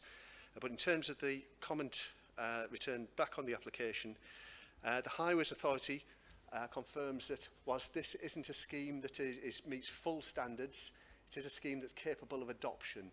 That's because we're trying to put a new development into an existing Victorian street pattern, and there are implications of that in terms of going around corners and road widths. It's taken a lot of work to get to that point, but the adoptions officers are satisfied with this, and Highways raised no objection to the scheme. Natural England, because of the relationship to the nature interests in the coast, have been consulted and raised no objection to the scheme. And Northumbrian Water have raised no objection subject to a standard condition. For affordable housing, they say 100% of the rental scheme meets the needs of the area. Usually we'd be asking for a 70-30 split between different affordable housing products, but because of the nature of demand in that area, they think that the affordable housing is appropriate here. Have to make it clear that it is the detailed part of the scheme which is 100% affordable. What comes on the outline scheme will be determined in due course. For conservation, this has been a significant part of the objection to the scheme in terms of the historic value of, as we've seen, the older properties in Hordern. This comes down to whether the housing, whether the area can be defined as a non-designated heritage asset. Once upon a time, that was a thing that, as officers, in conjunction with the conservation officers, it was a finger in the air job and down to experience. We now have a supplementary planning document which sets out a systemised way of assessing these, and going through that document, the conservation officer does not consider these to represent a non-designated heritage asset, with implications to how these are assessed through the advice in the planning policy and the National Planning Policy Framework. That's not to say that there isn't a historic value here, but there's a systemised approach to this which is detailed in your report. For the design officer, this is a scheme which has been out as part of the master plan for a couple of years, and came into the council as a pre-application inquiry to see what planning officers and our consultees thought of the layout. And there was significant criticism of that, as you'll see in your report, to which end the scheme was significantly redesigned, both in terms of the appearance of the dwellings and in terms of the layout of the site, to meet the scheme, which we think is an excellent design response to the area now. As I note, the landscape and the tree officer is concerned about the loss of the trees, and that is identified as a planning harm in your report and necessitates the planning balance. We'll come on to that and the implications of that. But the other consultees for drainage, ecology, travel planning, environmental health and so on have raised no concerns or have raised issues that they feel could be addressed by the imposition of conditions. In terms of representations, this has been a contentious application. I have to say there's one more standard objection to it this morning to add to the list of that detailed in your report and on the screen there. The objections in the main have been through a standard pro forma letter initiated through Shelter England. These do include letters from locals and the local area, but they obviously repeat the same points over and over again, and those in the first instance for the heritage value, but also go on to the other matters set out on the screen there and set out in the report, which include community cohesion and displacement, that the demolition is unsustainable, that the business case for the project hasn't been made, disruption during the construction process, and the financial loss to individuals. Some of those things, as detailed in your report, are material to the determination of the planning application. Some of them are not. I'm sure we can discuss that in your debate. Representations in support, like say Horton Parish Council have written, they support the application and have suggested that a payment to be made potentially available for them for help them sustain the surrounding public open spaces which they maintain. Because this is a planning application by Durham County Council to Durham County Council, we're not able to enter into a Section 106 agreement. So there is a mechanism for that's set out in the recommendation, which effectively is a payment in advance of the consent being granted. Other supporters feel that regeneration is the best way to address the antisocial behaviour and urban decline in the area, and the lack of maintenance of general upkeep on surrounding properties, with a couple of the objectors contending that objections are led by financial gain. There was one other representation to the application from the garage owner that we saw at the bottom of the site, and who was adjacent to the concrete pad area where I pointed out the apartment was to go. He was concerned that one of the earlier iterations of the master plan, that one of the accesses into his scheme, into his business, wasn't retained. That was included in the application for historical purposes to show how the application had evolved. The current scheme maintains both accesses into the commercial garage. In the report as well, and it's difficult to see where it sits, the Victorian Society have written in a representation which is critical of the application. It doesn't say it's an objection in it. I think it's been grouped on our computer system as an objection because of the nature of how they've submitted it. So if there's a discrepancy of a number in the consultation process, that's explained in your report. Key considerations are the residential development in an existing residential area and on brownfield and cleared land. And obviously you'll be aware that in terms of the best places to put development, both in the county plan and in government terms, brownfield is always the preference. This is a scheme of affordable housing. 100% of the detailed area is affordable housing, or 50% of the scheme. As I mentioned, the housing team think the affordable rent is justified across the whole of the scheme. We have 10% bungalows as a policy requirement, and they're in the best place, nearest to the bus stops and in the easiest to walk area of the site. And the M42, that's accessible access, too many accesses there, elements of this with wider doorways and ramps of the like, that's met to policy requirements as well. I've mentioned too the highways aspect of this. One of the difficulties of trying to put modern development into a traditional terraced area like this is to try and incorporate modern expectations of car parking. That's one of the reasons why the houses are separated out, and it's one of the successful elements of the scheme. There is a slight shortfall in the visitor parking requirements we'd usually accept, but again, that's part of the nature of the high density area, and there are visitor parking spaces in the scheme, and like I said, there's no objection from highways on the basis of the type of development and the nature of the area. Ultimately, in terms of, as you discussed on the last application, the high bar for assessing highways implications, and this is important to some other elements of the scheme, as there are around 100 houses coming down and 100 houses coming up, there are no severe residual highways impacts on the surrounding area. There may be more cars because of the nature of the properties, but the highway safety elements of this have been built in, and we're confident both in terms of the movements across the site and in terms of the surrounding area. Active Travel have noted that we're near the station, as you saw from the pictures there, and the proposals are a significant improvement on the existing arrangement with no residual impacts. Sorry, I'm reading across to there. Access within and across the site is improved and is acceptable, particularly in that area of the site, like so, that was funneling into the school. The layout and design I've already set out, and likewise the landscape. Landscape is identified as a harm, and there is a loss of open space here. Both are considered mitigated by the on-site provision and the payment potentially for opportunities for formal open play space. I've mentioned the heritage aspects. To finish off the key topics, in terms of residential amenity, again, we have a residential amenity SPD which sets out the required distances between new modern development. But these are guidelines.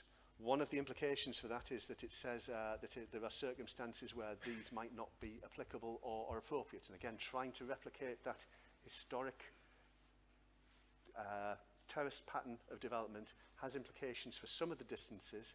However, there's been significant work into making sure if there are any shortfalls, they're as small as possible.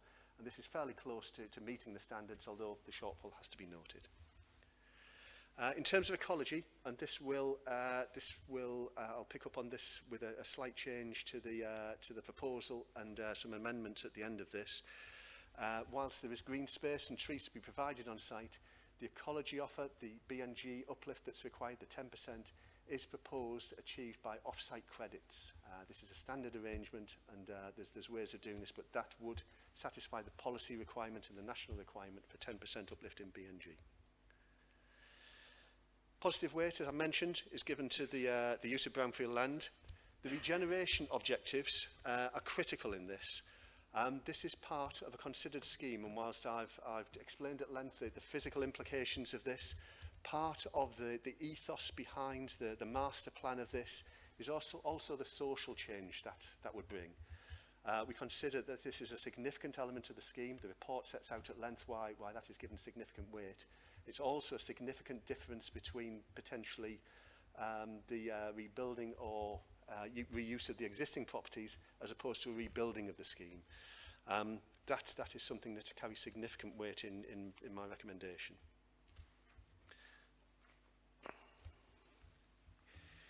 In conclusion, as ever, we have to tip our hats to the tilted balance we're in at the moment, and the report works through that. Effectively, the report has gone through paragraph 11C for when the plan is up to date, and in terms of the principal policies required for this, the plan is up to date. But there have been, in terms of a consideration of paragraph 11D, some harms identified, and we have to be careful to attribute appropriate weight to those and balance them out properly against the identified benefits of the scheme. The harm from the loss of the public open space, the harm from the loss of the trees compared to the uplift in houses, the social benefits of the scheme, and everything else that brings is considered to significantly and absolutely outweigh the identified harms on this. So whether considered against paragraph 11C or paragraph 11D, officers consider that the application lies in a positive way and should be recommended approved. I do have a few short updates, if I may. As I mentioned, the BNG, the ecology uplift is to be delivered off-site. That means that that first line of the recommendation for a monitoring fee falls away. The monitoring fee would be implicit within the credits that the applicant would have to buy for those off-site credits. That also means that condition 15 falls away. We would have a standard condition requiring the submission of the scheme to be evidenced to us, the credits, and the implication with all of the monitoring that brings with it. Condition 25 requires that a validation report be given to show that the expected sustainability benefits, the sustainability statements of this, is delivered on all of the houses.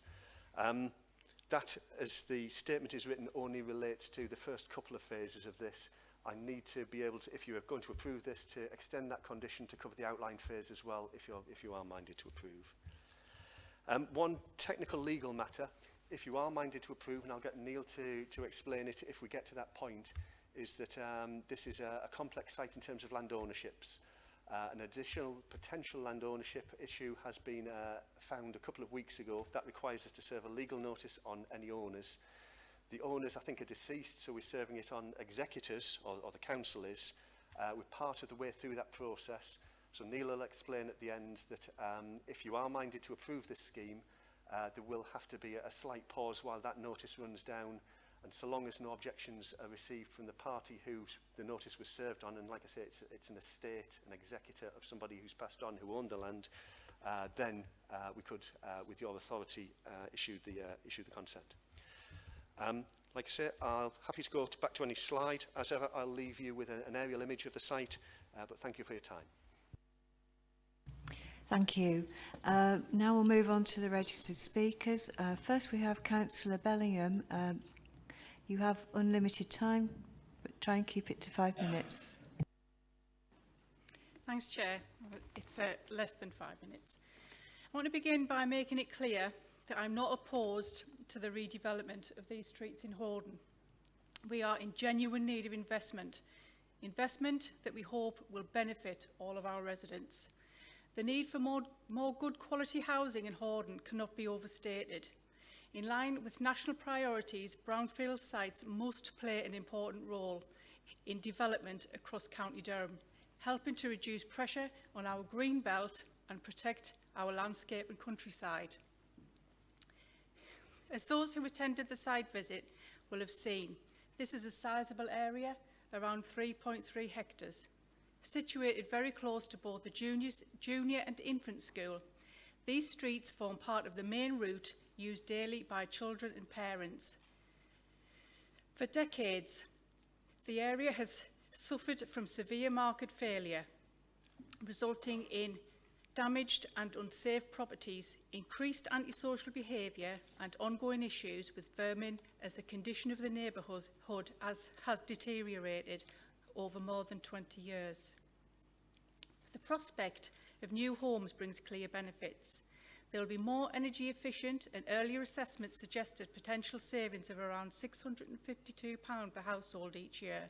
And we do desperately need this kind of investment, so that the children who attend our local schools can grow up, live and play in a village that they can be proud of. Since the reopening of the railway station in June 2020, we hope that further investment can follow. However, I am equally conscious that I represent all residents of Hordern. There are owner-occupiers who do not want to leave these streets, and for many this has been deeply emotional. I am grateful to Shelter for their involvement and have met several times with Fair Deal for Hordern campaign group during consultation events. Many residents have lived in these homes for generations and have strong personal ties to these properties. Despite the difficulty of the situation, people have remained respectful and engaged throughout. Much of the information presented today on refurbishment costs, legal requirements such as parking and garden standards, and the findings of the 2018-2019 community-wide and resident consultation will be familiar to many. In that consultation, the majority of respondents indicated that demolition, redevelopment and regeneration were the preferred option. I understand that later surveys undertaken by groups connected with Shelter produced different results, although we do not know the exact questions that were asked. Regardless, I fully support the principle that every resident deserves a fair deal. There have been conversations outside the formal valuation process that have created uncertainty, and that has not been helpful for anyone. So I'd ask members to carefully weigh the options in front of us, both for the wider community of Hordern and, importantly, for those with the deepest emotional and financial ties to their homes. Many do not wish to move, some are in poor health, and this process has taken its toll on them. Again, I want to thank the Fair Deal campaign for their support they have provided residents during this challenging time. That's it. Thanks, Chair. Thank you, Councillor. And now, next on the list is Mr. David Ramos. You have 5 minutes. Thank you. Good afternoon, Chair, members of the committee, councillors. My name is David Ramos, and I'm actually one of those residents who lives on 5th Street. I live at number 51. I've been there for 8 years. I came up to Hordern from London, and I've loved every minute of my time there. I've never seen any vermin in my house, and my house is solid and secure, much better than anything I ever had in London. I am part of the Fair Deal for Hordern group, who've been helped by Shelter. We want to thank Shelter for their help. All they've managed to do is actually calm me down and keep me from getting very upset. So I think everybody should be grateful to Shelter for that. They haven't tried to persuade me to say anything. I'm just reading from this notes because if I don't, I might get myself too worked up. It's my house that's being destroyed and the houses of all these residents. There are far more who would be here today, but the date kept changing and we all have to work. And I'm expected to represent all of them in 5 minutes and say why I want to stay in my beautiful home. The planning officer showed pictures of 5th Street. It's beautiful, isn't it? But what he didn't show was the view from my bedroom where I can see all of the ocean, the beautiful Durham countryside coastline, which is what I take to my friends in London. I never thought I'd have to move again, but now I'm in this situation, so here we are. We do welcome more social rent homes in Hordern, but we are begging you not to back this demolition-led plan. We are asking you to refuse it or at least defer it and insist that refurbishment is properly tested against your own policies before 110 perfectly good homes are lost forever. They are not derelict or falling apart. I've lived in houses in London that were far in worse condition. My house is brick, it's secure, it has a chimney, and it's absolutely solid to live in. For me, this is not just a planning exercise, this is my life. Yeah, I have lived on 5th Street now for 8 years. My family, my friends, my neighbors, many of who are here, many who couldn't come. They're all over the place working, but they would be desperate to be here. They are begging me, please represent them and say, we do not want our houses to be destroyed. This is the most important point I must make here. People, I've only lived here for 8 years. Some have lived far longer than that. Moira, who's here, lived there all her life. Her family lived there before them, and they have welcomed me, a black man in the Northeast, with no complaints. I've never had one racial incident in that neighborhood. And there are many other black people moving into the area, and they've been wonderfully welcomed. This is a wonderful community that is going to be torn apart by what's being proposed here. We have, since these plans and the CPO were announced, or threatened, I would say, I have lived with constant uncertainty. I do not know if I'll be forced to move, where I'll go to, what I'll end up with. I have put off doing even basic repairs. I haven't been able to put my new bathroom in because I don't know what's going to happen. And because I might lose my house, it's affected my sleep. My friends have been stressed on my behalf, never mind me, and the basic repairs have been carried out, and I've not been able to plan any future. Some neighbors have already been forced to move into more expensive private rents simply because they can't take the uncertainty anymore. Others are stuck. They're unable to sell or buy. They don't really know what they're doing. They're completely confused. The council's own statement of community involvement admits people are already worse off. I am one of these people. I'm not asking for any special treatment. I just want my home to be repaired, upgraded, so I can stay in this community, which I love. Yeah, and this is not just my view. A recent survey in the number sheet said 73% said refurbishment is the best way to improve the housing here. I doubt those figures because I've talked to everybody on 5th Street who lives there, and I've never heard one person say they want demolition. So apparently the survey from Shelter said 4% want demolition. I can guarantee you they don't live there. Those are landlords who are not resident in those houses. 1 minute remaining. Yeah. Okay. These early 20th century minor terrace houses are part of Horden's history.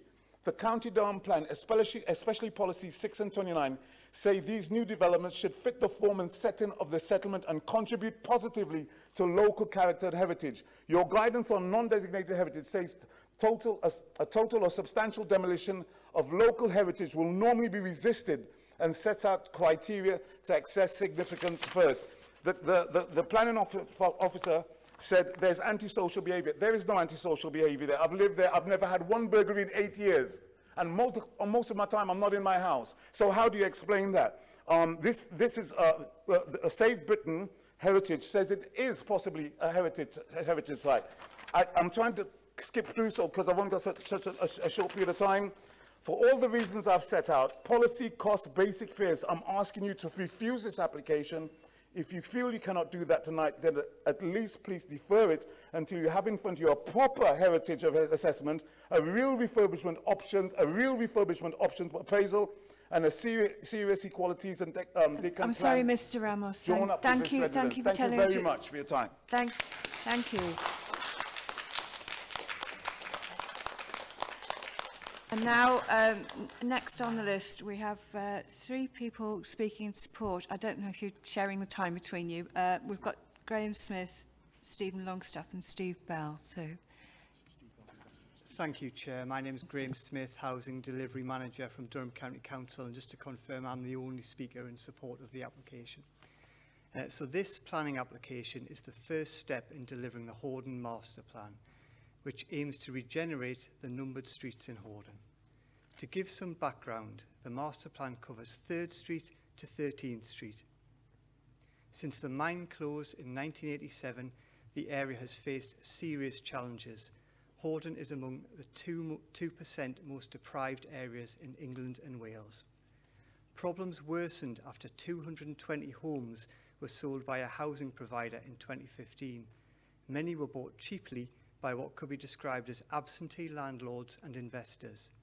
Before the council started to acquire properties across the master plan area, nearly 28% of homes were empty and 80% were private rented. While there are a number of long-standing residents, there are also many properties where there is a high turnover of occupants. The area is also associated with poor property maintenance, fly tipping, antisocial behaviour and crime. In response to this, the council ran a 3-stage consultation with residents. This was widely advertised with the community. In 2018, the council undertook a community-wide consultation open to all residents of Horden. This was intentionally open-ended, providing a blank page for respondents to share their views. The council received 318 responses. The most popular response was for demolition at 31%, followed by better landlord controls at 14%. To note, repairs ranked as the 6th most popular option at 6%. In 2019, the council undertook an options-based consultation. The question seeking views on the preferred option had 1,123 responses. 75% of the respondents' preferred choice was for an option involving whole-scale clearance and rebuild. The final stage of consultation on the master plan was in 2022. This focused on the preferred master plan option. The council received 369 responses to this consultation. 86% supported the proposed master plan and 11% partly supported. Importantly, 98.1% of the respondents were from the local SR8 postcode and 92% viewed themselves as residents of Horden. This planning application delivers the first phase of that master plan. In addition to the consultations outlined above, the council's planning consultant carried out a pre-application consultation on the proposals. Around 800 leaflets were distributed within Horden, with additional leaflets available online. The consultation achieved an estimated 30% response rate, indicating that approximately 7% of the recipients had no comments to make. However, a notable proportion of the responses received came from outside of the local area, and therefore do not accurately reflect the strong community support demonstrated to date. Since January 2024, the Council has been buying properties in 3rd Street and 5th Street. So far, 33 homes have been purchased. That's 18 in 3rd Street and 15 in 5th Street, plus 2 former garages. 17 more homes are in the process of being bought. Most homeowners have requested valuations for their properties, 77% in 3rd Street and 81% in 5th Street. We do recognise that the process may be more difficult for some residents than others, particularly those with strong ties to the area. However, the Council is committed to doing all it can to help affected residents, including offering rehousing advice and paying compensation in line with a compulsory purchase compensation 1 minute code. remaining. Where the Council has bought an occupied home, all residents have found new accommodation. For instance, 10 residents have moved into social housing. Others have bought new homes or rented privately. 12 empty homes have also been acquired.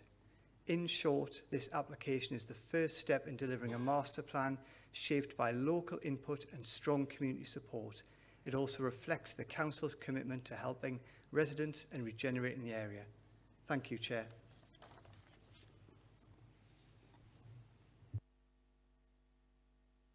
Thank you very much.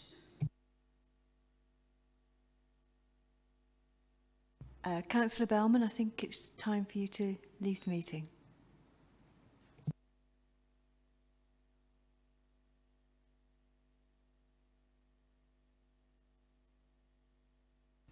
Right, Steve, any responses now to what's been said?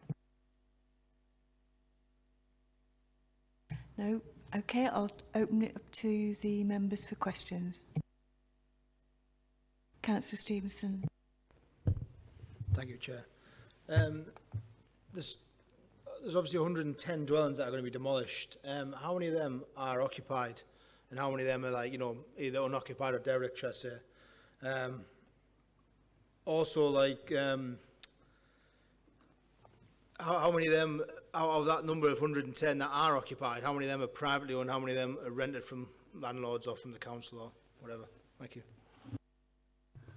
With your consent, could I pass that over to Graham Smith? He's got the detail. Yeah, more I of the think detail that's than more I, if who's that's in all right. towards. Thank you. Thank you, Steve. Yeah, I'll answer the first part of the question first. So just for clarity, there are 53 houses in 3rd Street, and some of those have been converted into flats, and there are 59 houses in 5th Street. We'll give our best understanding of this, but in 3rd Street it is believed that 24 properties are presently occupied, and in 5th Street it is believed that 31 properties are presently occupied. There is some degree of uncertainty because 7 properties in 3rd Street are in conveyancing processes, so it may be that the residents have departed, and 9 properties in 5th Street are in conveyancing processes as well. Our understanding is that 20% of properties in the area are privately owned.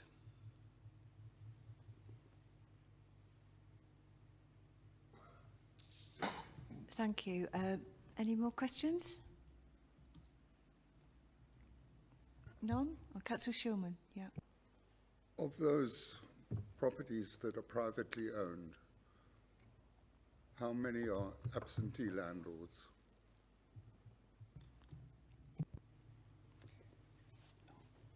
The privately owned properties are sort of owner-occupied properties, so they are not absentee landlords.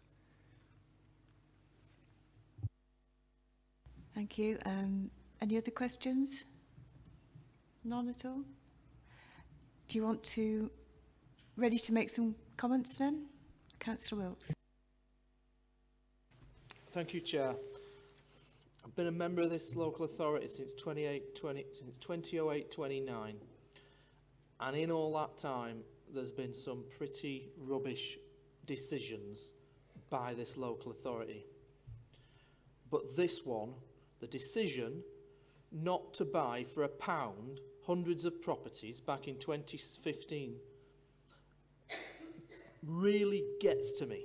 it really winds me up, seriously. Is this And relevant to yes, this it is. application? It is actually, Chair. Well, get to the point. Because I've been in some of these properties, and I went to the auction and I watched people from all over the country buying them up for really low prices, when we as a council were offered for £1 to be able to buy all these up, and we could have brought forward a proper regeneration project, street by street, maybe knocking some through to make them bigger, changing them, and we chose not to. And it's now costing this local authority millions of pounds to deal with the abject failure of the then Labour administration.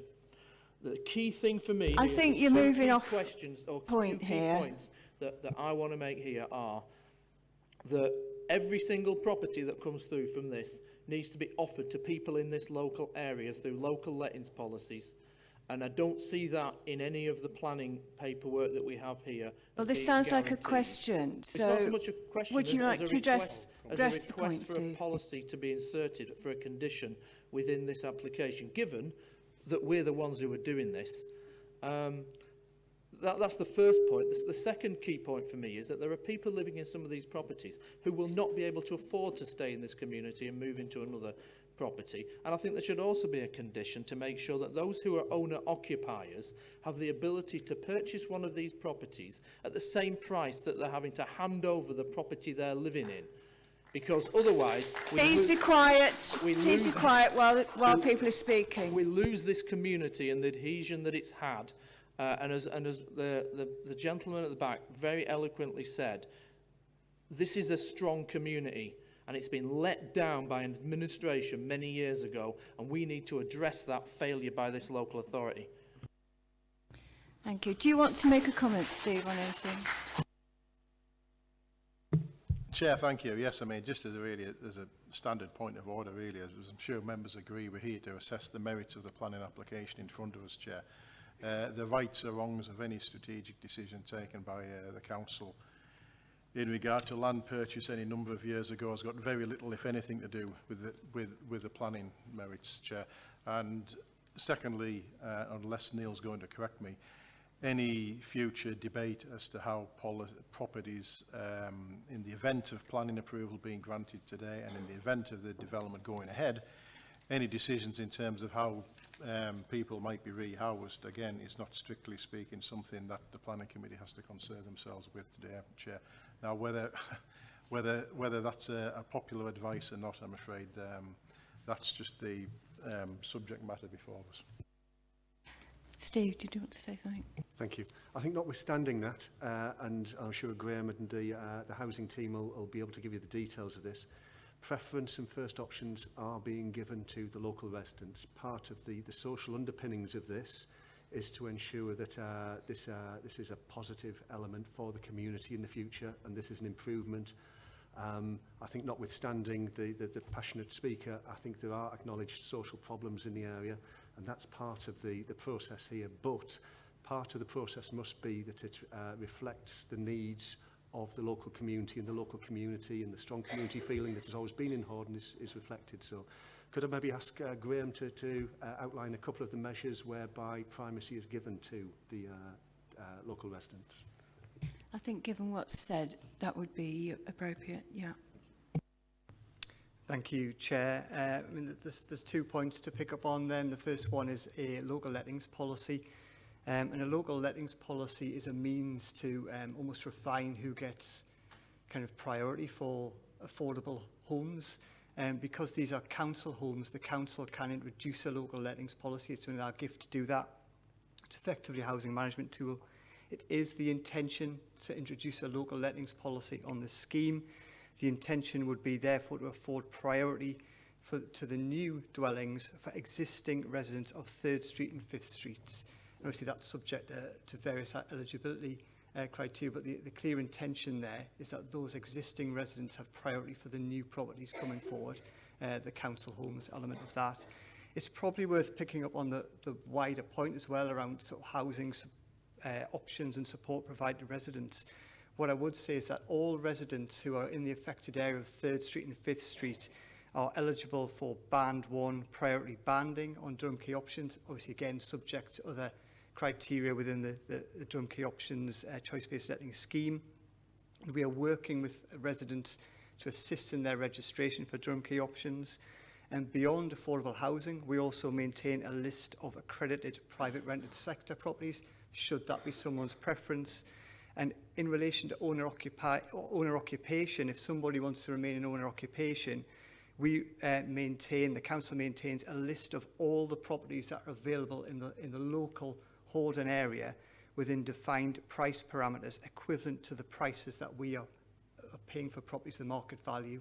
So what we're doing there is trying to provide homeowners with a kind of range of choice and options to support them in the process.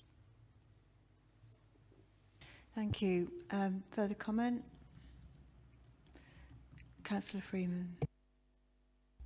Yes, thank you. I really don't like this application. When the council started working on a master plan for Hordern, I thought that was presumably to make Hordern a better place to live. Instead, the result seems to be that instead of looking at all of Hordern, we've looked at a very small part of Hordern, and that involves demolition of houses where people live, and no guarantee that those people would ever be able to live in the new houses that may or may not get built. It seems such a shame that Durham County Council seems on the verge of making people homeless, or certainly evicting them from the homes that they have bought and loved and lived in, possibly for generations. I don't really understand why we couldn't be building new houses in Hordern somewhere else in Hordern other than on top of people's houses where they already live. Okay. I think that the demolition of these houses will have well, environmental impacts of themselves. The row of terraces, the numbered terraces do have value. They may not be some sort of listed heritage asset, but they've certainly got historic value and are very representative of Hordern when it was a thriving mining community. So really, I'm just not supportive of this application, because I think we need new houses in Hordern, but not here. And it could have been elsewhere. And I think the council have probably wasted years and years by focusing on building houses on someone else's houses. And that just seems unjust when there must be sites elsewhere in Hordern that we can build houses on as a council, and that would help regenerate the village of Hordern, rather than alienating long-standing residents in the village. And you know, some of them may get back in a new house, but there will be a time lag, and it just seems so unfair. And I don't think it's appropriate that we as a council are actually doing this. I did support the council getting into rebuilding council houses, which the previous administration agreed to do after decades when we hadn't built any council houses.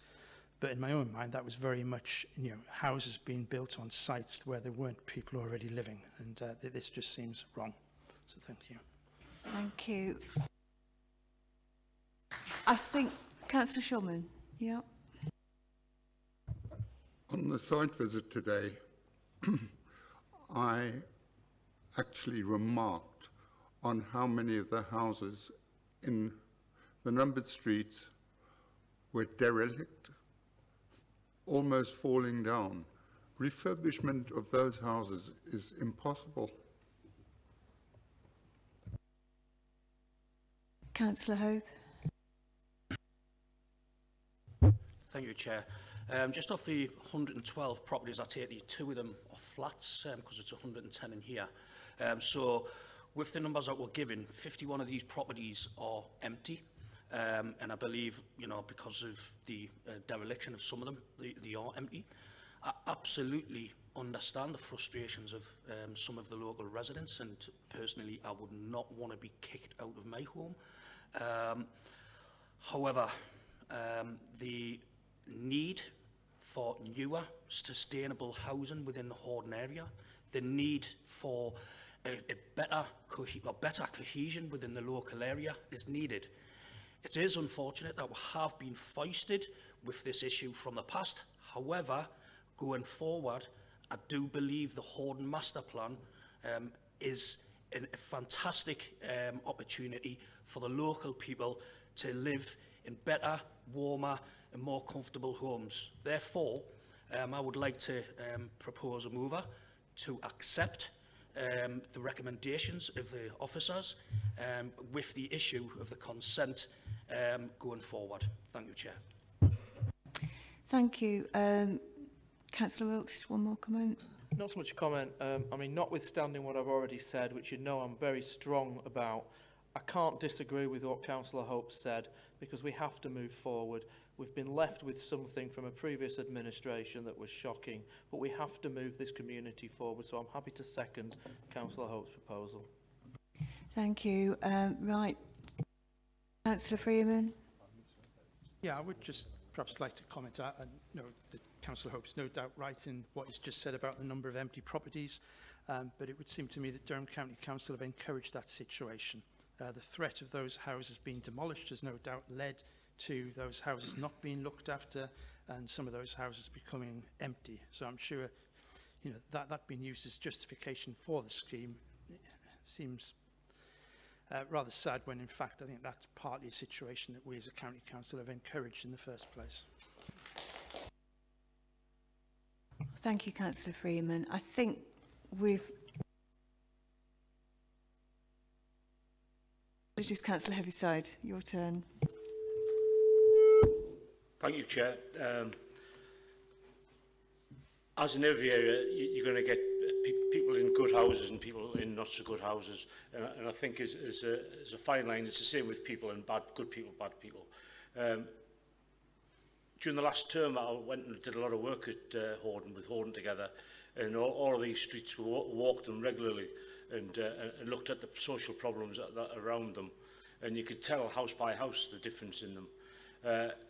I think one thing we need to really look at is the consultations, and I've seen lots of consultations in the last 4.5 years, and the responses were really high on the consultations done about this project, and overwhelmingly the consultation was supporting the application, so I would have to agree and support the recommendation.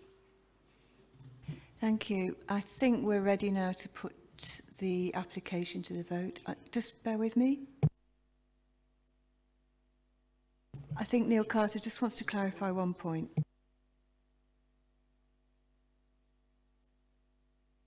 Thank you, Chair. Yes, it's just a clarification on an amendment to the recommendation, so it follows on with what the planning officer said about a notification to an outstanding landowner having to have been done, and the 21-day period that follows on from that. So you can't actually make a decision today to approve it, because we have to wait for that 21-day period to expire.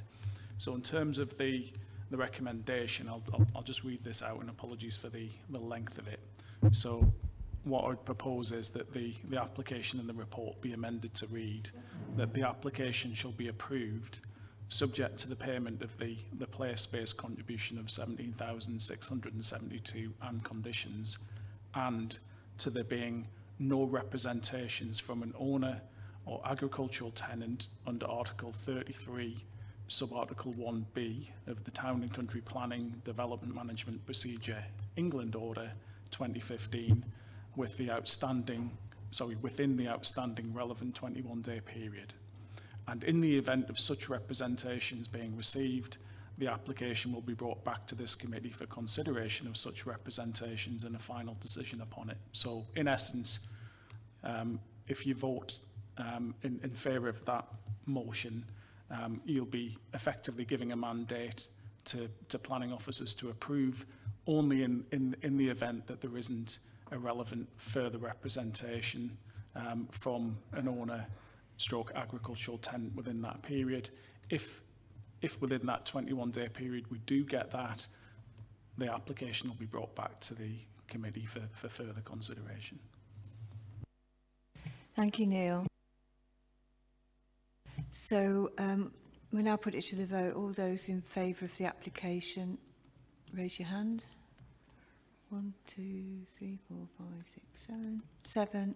And those against, 1. The application is approved.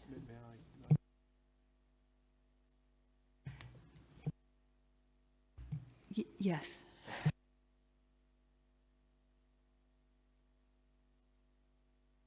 Okay, that's application approved, and the meeting regarding this application is finished.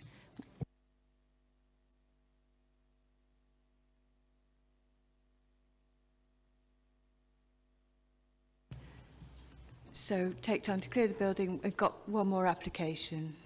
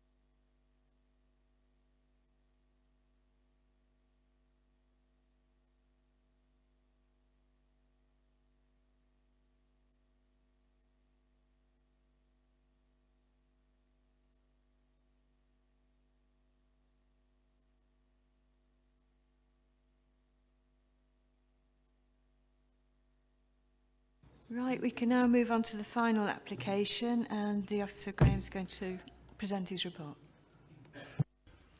Thank you very much, Chair. Just kicking on to the final item now. And this is an item that's been before members in the summer ahead of the August recess. For 99 dwellings, including a community park and Stride, just on land west of Gladstone Terrace and Coxall. So the site itself lies to the north of the A177 roundabout, located here at the bottom of the screen, adjacent to the primary school opposite and along the rear of Gladstone Terrace. The A1M sits on the western boundary, with Strayade, the collection of buildings, to the northwest boundary, as highlighted on the screen. The main centre of Coxall is off to the east, highlighted by the crossroads, hence the inset in the plan. In aerial form, we get an idea of the current setup of the application site, which is a couple of agricultural fields, together with the defined complex at Strayade to the northwest, the road junction, together with the roundabout, and also the school grounds and adjacent development by Barrett Homes to the southeast. In terms of the layout, here we get an idea of the site access forming the fourth leg off the roundabout, back development facing back onto the rear of Gladstone Terrace, a footpath connection being proposed to align with the gap in the terrace that members will recall we stood at on the site visit. Retained hedgerow along the very north boundary of the application site, together with the Suds Basin on the western part of the site adjacent to Strayade. In terms of helping with acoustics, to the A1M identifies the major noise source, an acoustic bund to be placed along that boundary, with the road and access through Strayade, through the site, past the houses identified on this plan. Here we get an idea in section, the bund itself, which sits along here, and how the landscaping scheme would sit around that, together with how that hedgerow and other areas of landscaping within the site work. The Park and Stride area located adjacent to the roundabout, just off opposite the school. Further confirmation of the agricultural fields, the rear of Gladstone Terrace could be seen from the access road along to Strayade. looking north on this one, and further from adjacent to the site at Strayed, just looking back over from Strayed across the site to the back of Gladstone Terrace. Here we have the access from the roundabout looking into the site. We can get to see Strayed in the distance, the white building. An idea of the land is generally flat in this location, but Strayed just slightly lower. The intermediary hedge you can see here would be taken out as part of the development, with a further hedge beyond that forming the site boundary to the north. Here we have an example taken from Google Street View of the parking situation that is likely to be experienced daily at the site relating to the school. You will note that the access through onto Gladstone Terrace and beyond is a bus gate restricting vehicular access. The area currently is marked out with double yellow lines for no stopping. That has clearly been flagrantly disregarded by parents and taking children or picking up from the school. In terms of responses, Parish Council continued to uphold their concerns regarding education contributions and a lack of parking for residents. Further consultees, statutory consultees have no objections subject to conditions and informatives. The Council's Neighbourhood Protection Manager has raised concerns about introducing residential developments so close to the existing kennel facilities, and everybody else has deemed the scheme acceptable subject to their various requirements. In total, there were 33 representations in the application, 24 objections and 9 in support. Those are highlighted on the screen here, but primarily relate to the proposed rear parking to Gladstone Terrace and its removal, which was originally in the scheme, the overall highways and traffic impacts, the need for housing, was raised as part of the original proposals, as well as impacts on things such as residential amenity, design considerations, and various other aspects. On the flip side, the booster housing supply, the opposite to need, was also quoted. Alleviation of parking problems and improvements to road safety through the community park and stride. Obviously, affordable housing include old person homes, various sustainability measures and design, and the boost of the local economy from increased in housing numbers. So to summarise, the changes or differences have occurred in the last few months since this was reported to committee on the 25th of July. That was deferred, the application was deferred for further clarity around the education contributions. Those who were present at the meeting remember that unfolding on the day. What has happened since? We've confirmed that the distances to the primary schools within 2 miles are actually Coxhill Primary, immediately adjacent, and West Cornforth. These are the only 2 schools that are relevant to the application. Further, since that meeting, the Council has published its updated pupil place planning area forecasts for 2025, and that has resulted in revisions to both sets of contributions at primary and secondary levels. Based upon those, Coxhill Primary is now considered to be full, which was the case originally, but also that there would only be 20 spaces available the next nearest at West Cornforth. This then results in a contribution requirement of roughly £106,000. At secondary level, there was originally a contribution for close to £350,000 required. However, following a review of capacity of the secondary education stock across the county by the Department for Education, there is now considered to be sufficient capacity within Ferryhill, and as a result, we have no grounds to request that contribution. Equally, the developers had a chance to review the conditions from that published committee report. There is some logistics regarding the developers' delivery of that, things like inspection of the noise mitigation, etc., that we've worked with the developers to do. So there'll be some updates to those that are published in your report. Ultimately, though, they don't alter the scheme in any particular material way, and we would obviously look for delegated approval to take those away from today should members look to approve the application. So to conclude, the proposals have generated a lot of interest. The scheme presents positive and negatives in the planning balance. Since we were here in July, the Council is now without its adopted plan protection, and ultimately we now sit within the tilted balance. So the positives of housing delivery, including affordable, do carry that significant weight, and the negatives do then ultimately through mitigation carry slightly less than moderate weight in our review now. Ultimately, though, that balance still remains in favour of delivery of the housing, and that is why the proposal is back with yourselves for further recommendation. Thank you, Chair. Thank you. We can move now to the registered speakers. We'll start with Councillor Stuart Dunn, You have unlimited time, but try and keep it to 5 if you can. It's just over 5, just a little bit. Thank you very much. My name's Stuart Dunn. I'm speaking on behalf of Coxo Parish Council and continuing to offer support, conditional support to approve this development. May I start on behalf of the Parish Council by thanking members of this planning committee for deferring the planning application to ensure that it was considered on the correct factual information. And secondly, can we thank officers involved in establishing the correct distance to Bowburn Primary School so that your DCC policies are correctly applied as set out in paragraph 112. We're taking as read that we do not need to repeat the previous representations made and thank officers for setting out so much of it as relevant in the current report, and thanks to members for considering it too. Today I'll focus on 4 issues: the timescales for construction of the Park and Stride, the off-site allotments, park, recreation and playgrounds funding, the nursery section 106 funding, and finally the section 106 primary funding. So, condition 7 requests that within 9 months of the commencement of the development, that a timescale for completion of the Park and Stride is submitted. As set out in paragraph 85 of your report, Coxo Parish Council requests that condition 7 is enhanced so that construction of the Park and Stride is as early as possible in the development, and we welcome your support in amending condition 7.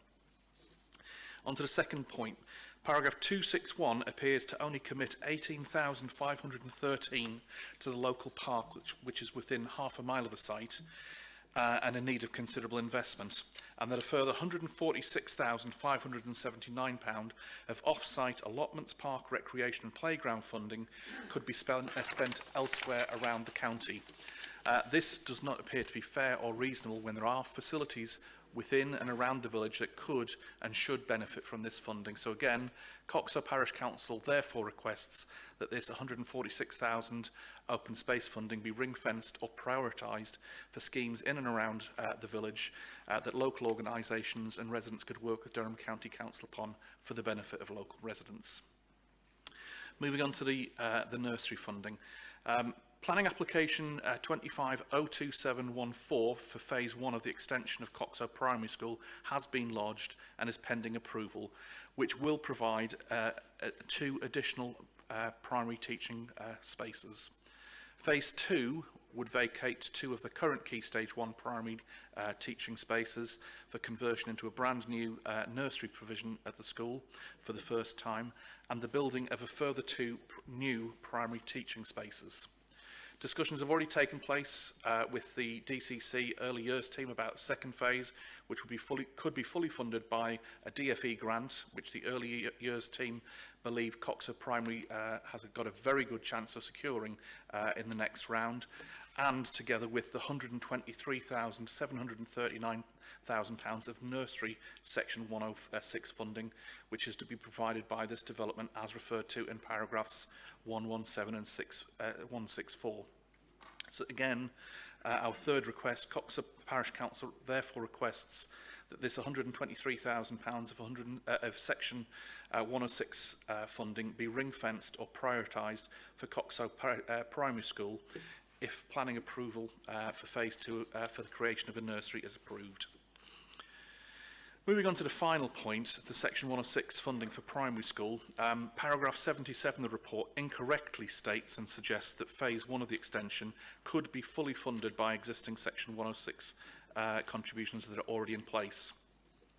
It is true that there is £465,000 of section 106 funding in place from 2 Barratt developments, but the remainder is made up with a requirement from Durham County Council's capital budget for education and the remaining Coxo Primary School capital budget of £50,000. Durham County Council Education Departments also made a requirement for the governing body to agree to make up any shortfall once the final tenders are received from the school's budget, delegated budget to complete the building out of phase 1. We very much welcome the recognition that a Section 106 primary contribution of £106,000 is to be required from this development in line with paragraphs 112 and 162, albeit this will not fully fund all of the places for primary children that this development will create. We note in paragraph 114 that this is to be ring-fenced to the only 2 schools within the 2-mile distance from the development, Coxo and West Cornforth. The latter, West Cornforth, being 0.821 miles west of Cornforth Village in this development, which, bearing in mind the location, almost all of the other properties in Coxo would be an additional walk of 0.821 miles from their home for children and families to get to West Cornforth. Can we draw your particular attention to paragraphs 243 to 246 of your report? This is the key section on this point. To remind you, paragraph 110 of this development states that the development will create a demand of 26 primary school places. In paragraph 246 under Durham County Council's SPD policy, the developer can only be obliged to fund 6 of them, and the restrictions proposed to be imposed on this payment by one of the county's largest developers in paragraphs 244 and 246 make this excessively conditional on being able to expand either Coxo or West Cornforth primary school places in the academic year 28-29. Please reread those paragraphs 243 to 246 and ask yourself, when have, as a developer, contribution conditions ever been so restrictive and so limited in ability to be applied? We invite Miller Homes to confirm that they are willing and they are able to not make this condition so difficult to be received by a school which would be substantially affected by their development and only 50 metres away from it. Can we please remind members of the photographs that we showed you in the last planning meeting in July? The classroom in the corridor created out of IKEA Kallax units and the mezzanine level classroom in use today to accommodate children currently at Coxo Primary School, and that phases 1 and 2 of the proposed extensions would lead to 4 new primary teaching classroom spaces that children from this development will benefit from. Respectfully, this is exactly the sort of schemes that Millers and Durham County Council should be advocating for as part of new builds in communities and supporting local facilities and infrastructure that are being affected by them, not restricting such funding that it makes it almost impossible for them to benefit from it. Coxo Parish Council therefore requests that this £106,062 Section 106 primary funding be ring-fenced or prioritised for Coxo Primary School if extension is deemed possible, and also to relax the excessively restrictive timescales and conditions for requiring this contribution to be made. So, summarising the 4 points, Coxo Parish Council would request your support to amend Condition 7 to construct the park and ride as early as possible in the development, that the £146,000 public open space funding be ring-fenced or prioritised for schemes in and around the village for benefits of local residents, that the £123,000 Section 106 nursery funding be ring-fenced or prioritised for Coxo Primary School if creation of a nursery proves possible, and finally that this £106,000 of Section 106 primary funding be ring-fenced or prioritised for Coxo Primary School if extension is deemed possible, and also relaxation of the excessively restrictive timescales and conditions for the contribution to be made, and that recommendations in paragraph 406 and the conditions be amended accordingly, please. Thank you very much for your consideration. We hope that you'll be able to support our community to benefit from this additional housing development if you mind to support this application. Thank you, Councillor Dunn. Now, Councillor Blakey. Thank you, Chair. I'd just like to fully support Coxo Parish Council's outlook on this application. The education part of this whole plan system is needed very much for the residents up in Coxo. I'm disappointed about the amount of off-parking has been reduced for what was originally planned at 80. We're now down to 32, so it's even less than half now. And also for the residents in Gladstone Terrace who were promised parking out to the rear of their properties, that's now gone. So I think we've got to really secure this application down to the fine-tuning at this meeting, because the levels are shifting every time that this application's being looked at from a different view. So I would just like to add my support to Cox Parish Council on behalf of the residents up there. Thank you. Thank you, Councillor. Now, Councillor Jenner. Thank you, Chair. I actually had a much longer speech written, but I think Councillor Dunn has done a great job of outlining some of the key issues. And on principle, I'm in support of the application. I think Councillor Dunn again has highlighted some of the things that matter. So whether it gets approved in its current form or with some of the conditions that Councillor Dunn suggested, I think I'd be happy. Thank you. And now to the supporters. Joe Ridgeon. Thank you, Chair.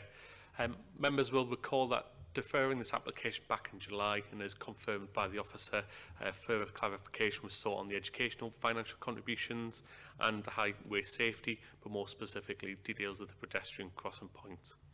The applicants have worked extensively with officers, and we're pleased to provide this information to you today.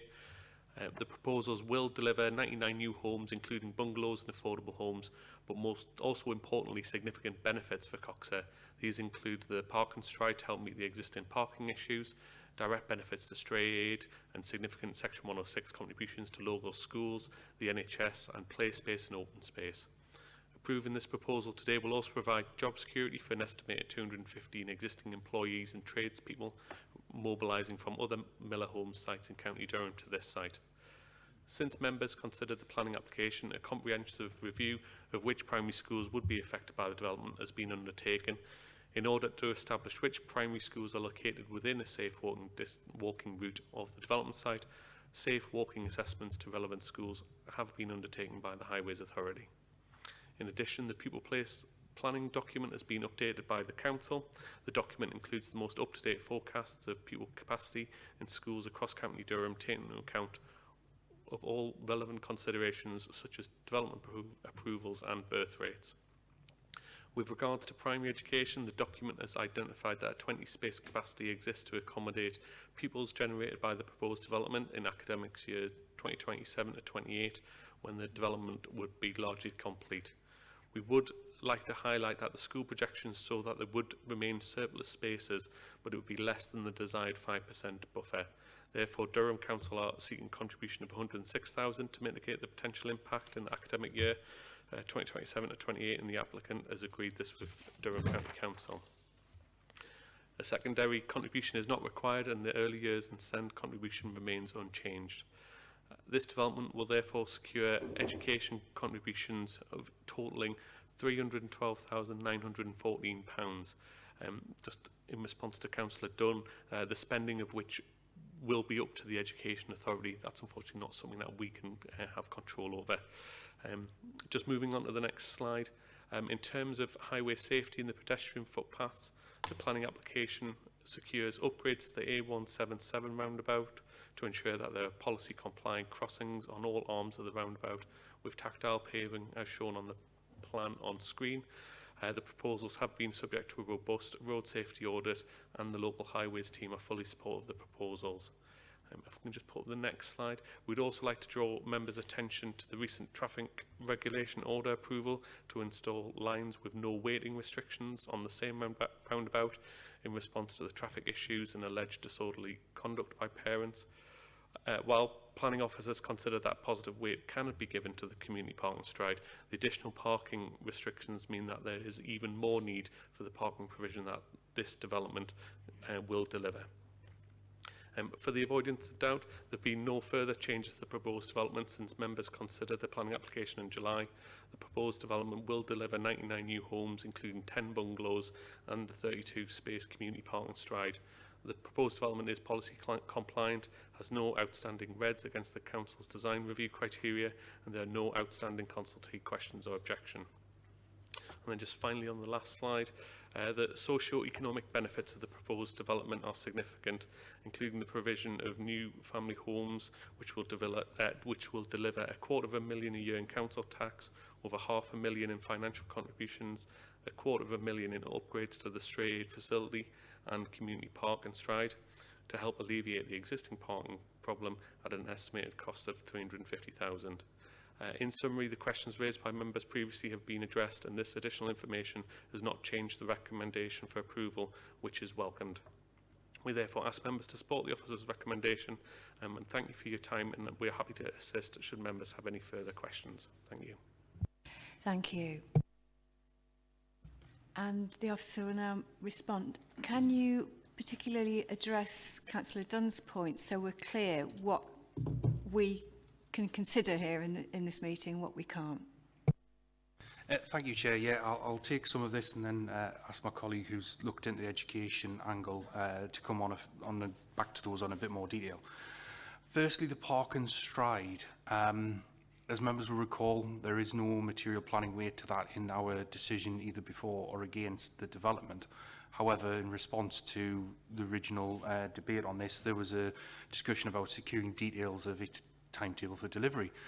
This is a fine balance between developers getting on site, creating that safe access as the fourth limb off the roundabout to allow obviously children and parents to use that accordingly. So this is all about a balance to that, and ultimately I think the developers, subject to their confirmation, would look to open that up as soon as they physically can from a health and safety perspective. So naturally the site will need a lot of ground remediation works, hence the reason there's 9 months on that condition before that's submitted. And then as soon as that's, the council, we as officers would look to get that open as soon as possible in health and safety and work with the developers. So that's the wording of the condition in a nutshell and how we envisage it panning out.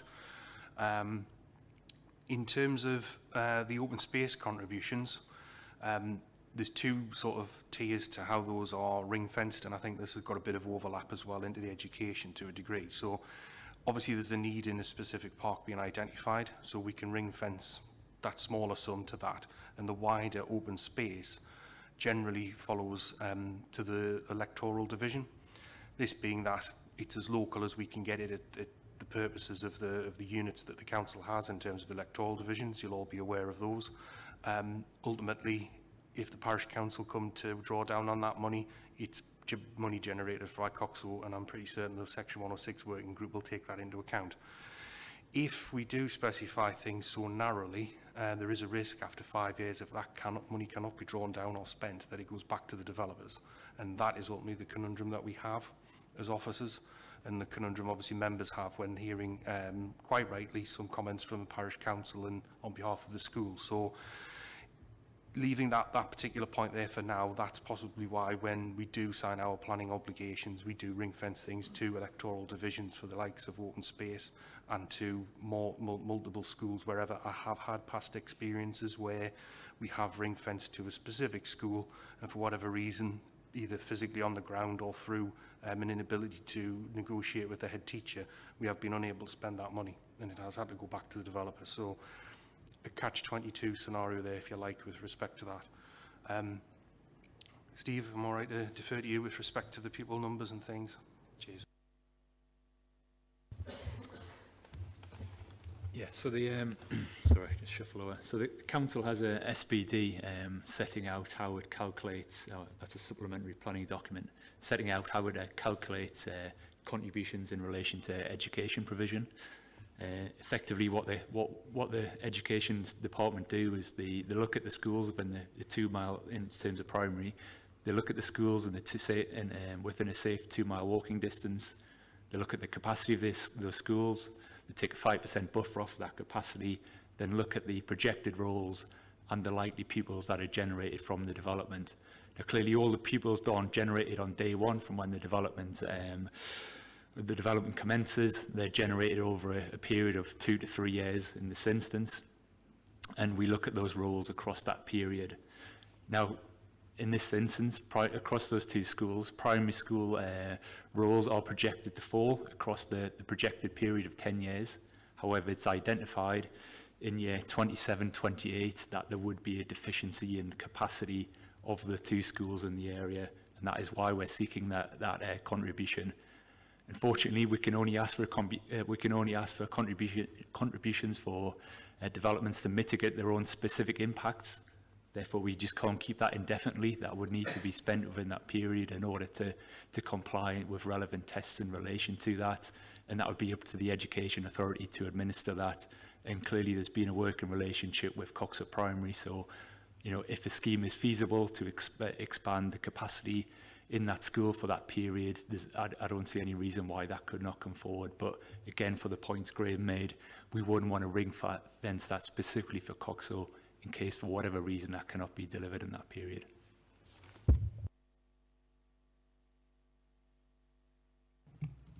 Did that deal with the fourth point as well, about the shortfall? Sorry, that was the fourth point. I think the third point in relation to the nursery revision was kind of partly covered by Graham, in that is a county-wide need, and we don't specifically, drill that down into a specific school. We run the risk of not being able to deliver that in a school. Not every school has a nursery capacity or can provide that provision. But again, you know, we have a Section 106 working group. There's no reason why Coxhill Primary School, along with the Education Authority, cannot make a case to draw down on that money for that to be spent in the school there. Thank you. Yeah, I get that. There was an issue raised by Councillor Blakey about parking spaces being reduced. Is there any comment anyone want to make about that? Thank you, Chair. Yeah, partially this will be to do with the Rio Gladstone Terrace, and I think I might ask Phil to help out with this from Hive's perspective. I think the original layout as produced may have led to some potential highway safety or highway movement conflict. Is that right, Phil? Yeah, originally in the proposal, as per the parking stride, there was a potential to provide parking at the rear of Gladstone Terrace for some of the existing residents. Now, I think it's important to specify that that was not required to make the development acceptable. It was something which the developer had put forward. It relied on an unenforceable one-way system, and that led to some potential safety issues. So the developer chose to withdraw that from the proposed scheme.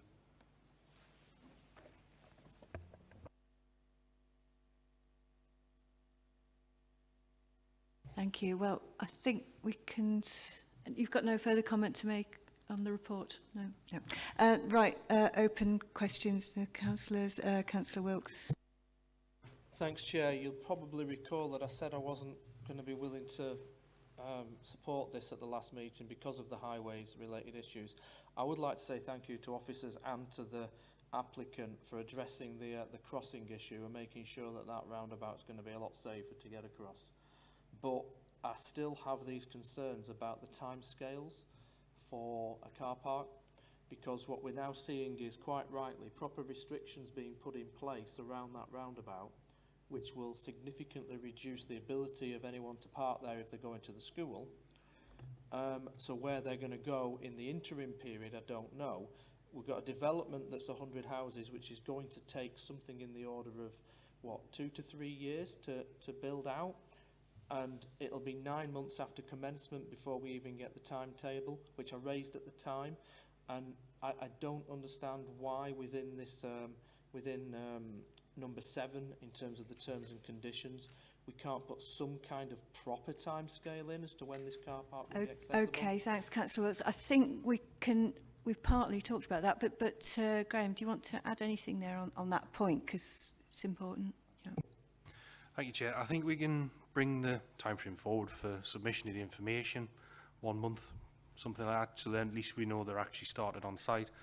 I think we need to be careful of conflating existing issues, which you saw on the screen, where drivers on the highway are ignoring parking restrictions, with the issue of being able to get them safe access into the car park. Now, obviously, we don't know that in terms of developers' timetable. They may well not know that until they've either received or refused planning permission, whether it's going to take them a year before the road's up to a standard that would be safe to have the car park accessible. And that's ultimately the reason for having a timetable to be agreed for its delivery, rather than pinning them to something that may then have to be amended because we've had a wet winter or something like that. Again, it's that fine balance. So getting information's one thing, Councillor Wilkes. It's more about when we can realistically deliver it within the fact that we can only we can't give it any weight in the planning balance. Thank you, Chair. Councillor Wilkes, Yeah, just to come back then. So if you look at the development site, you can see at the bottom where the car park's going to be. Would it not be possible for us to say once 50 properties have been occupied, you've got to put it in? Because otherwise, what we're talking about here is we're saying that for the people living in those 50 properties, it's not safe to use the public highway either. Because otherwise, we could be waiting 3 or 4 years or even longer, depending on the housing market, before we actually see this happen. Thank you. I think the applicant might want to make a point here. Yes, thank you, Chair.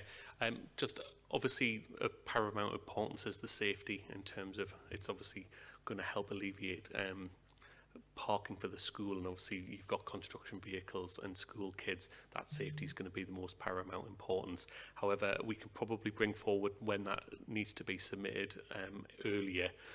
Basically, we just need to be able to get on site, do intrusive site investigations to work out a build route through the site. The intention is to open it as soon as the show homes are available and built, but that will be dictated by health and safety, and you'll appreciate that we need a bit of wiggle room on that. But I don't know if you want to bring it forward, say to 6 months, to allow us to be able to do the or even earlier than that, if we can work with you on that in terms of getting that scheme of when it will be open. But we will need to have that ability to be able to do some site investigations to work out what the build route's going to be, to make sure that it can be delivered in a safe manner. Thank you. That sounds pretty helpful to me. Anybody questions? Yes, Scott. Thank you, Chair. Just on this Park and Stride, there's a lot of questions going on about this. And if I'm right, wasn't this actually a voluntary agreement by the developer to put this in? Now, with the new highway plans going in, which have been approved a couple of weeks ago, there is a cry for more parking there. If this wasn't put in by the developers, no matter what time it is, we're going to see it even be in a worse state than it is now. So can I just check that this was a voluntary thing and it's actually something the developer put in to help the local area, not to get the plans through? Thank you, Chair. Yes, that is the case. The reason we couldn't attribute any weight to it in the decision-making process, and therefore give it weight in approving or refusing it and giving it opposite weight, is simply the issue of walking to school. You know, there's council policies out there that talk about healthy and active activities of walking to school. So to counter that, the simple answer is that if it's put in as a contribution on a voluntary basis, then that is the case, and that is ultimately why we can't attribute any weight. Ultimately, however, to help with what members wanted to see, some kind of programme that can go out into the public domain via the discharge of conditions was seen as the appropriate way of advertising that, so the school could be engaged as part of that and understand what's going on. Thank you, Chair. Thank you. Councillor Bellingham. Thanks, Chair. I note that you have put an approved additional scheme of no waiting around the school. And I know we have these things all over County Durham, and people just ignore them, really. I'm just wondering how that's going to be enforced. Graham?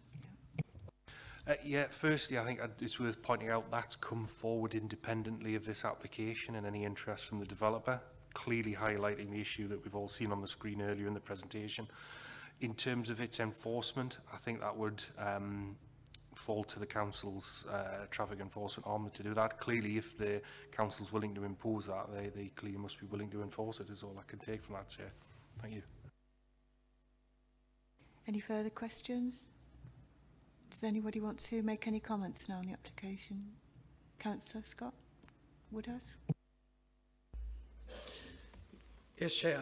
Looking back at this, I mean, looking at what the developers have done, I've worked really hard with the council, with the committee members and everything to make sure this goes through.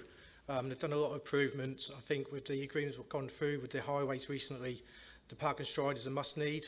Not long after his application, I know there's some questions about the dog kennels.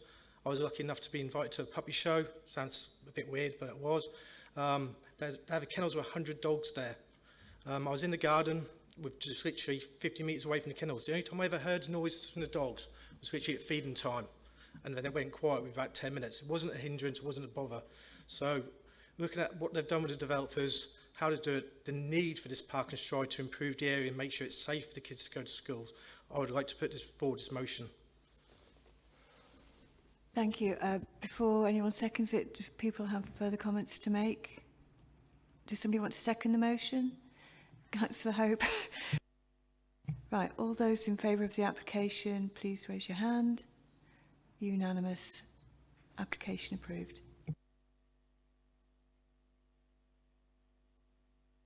That ends the meeting.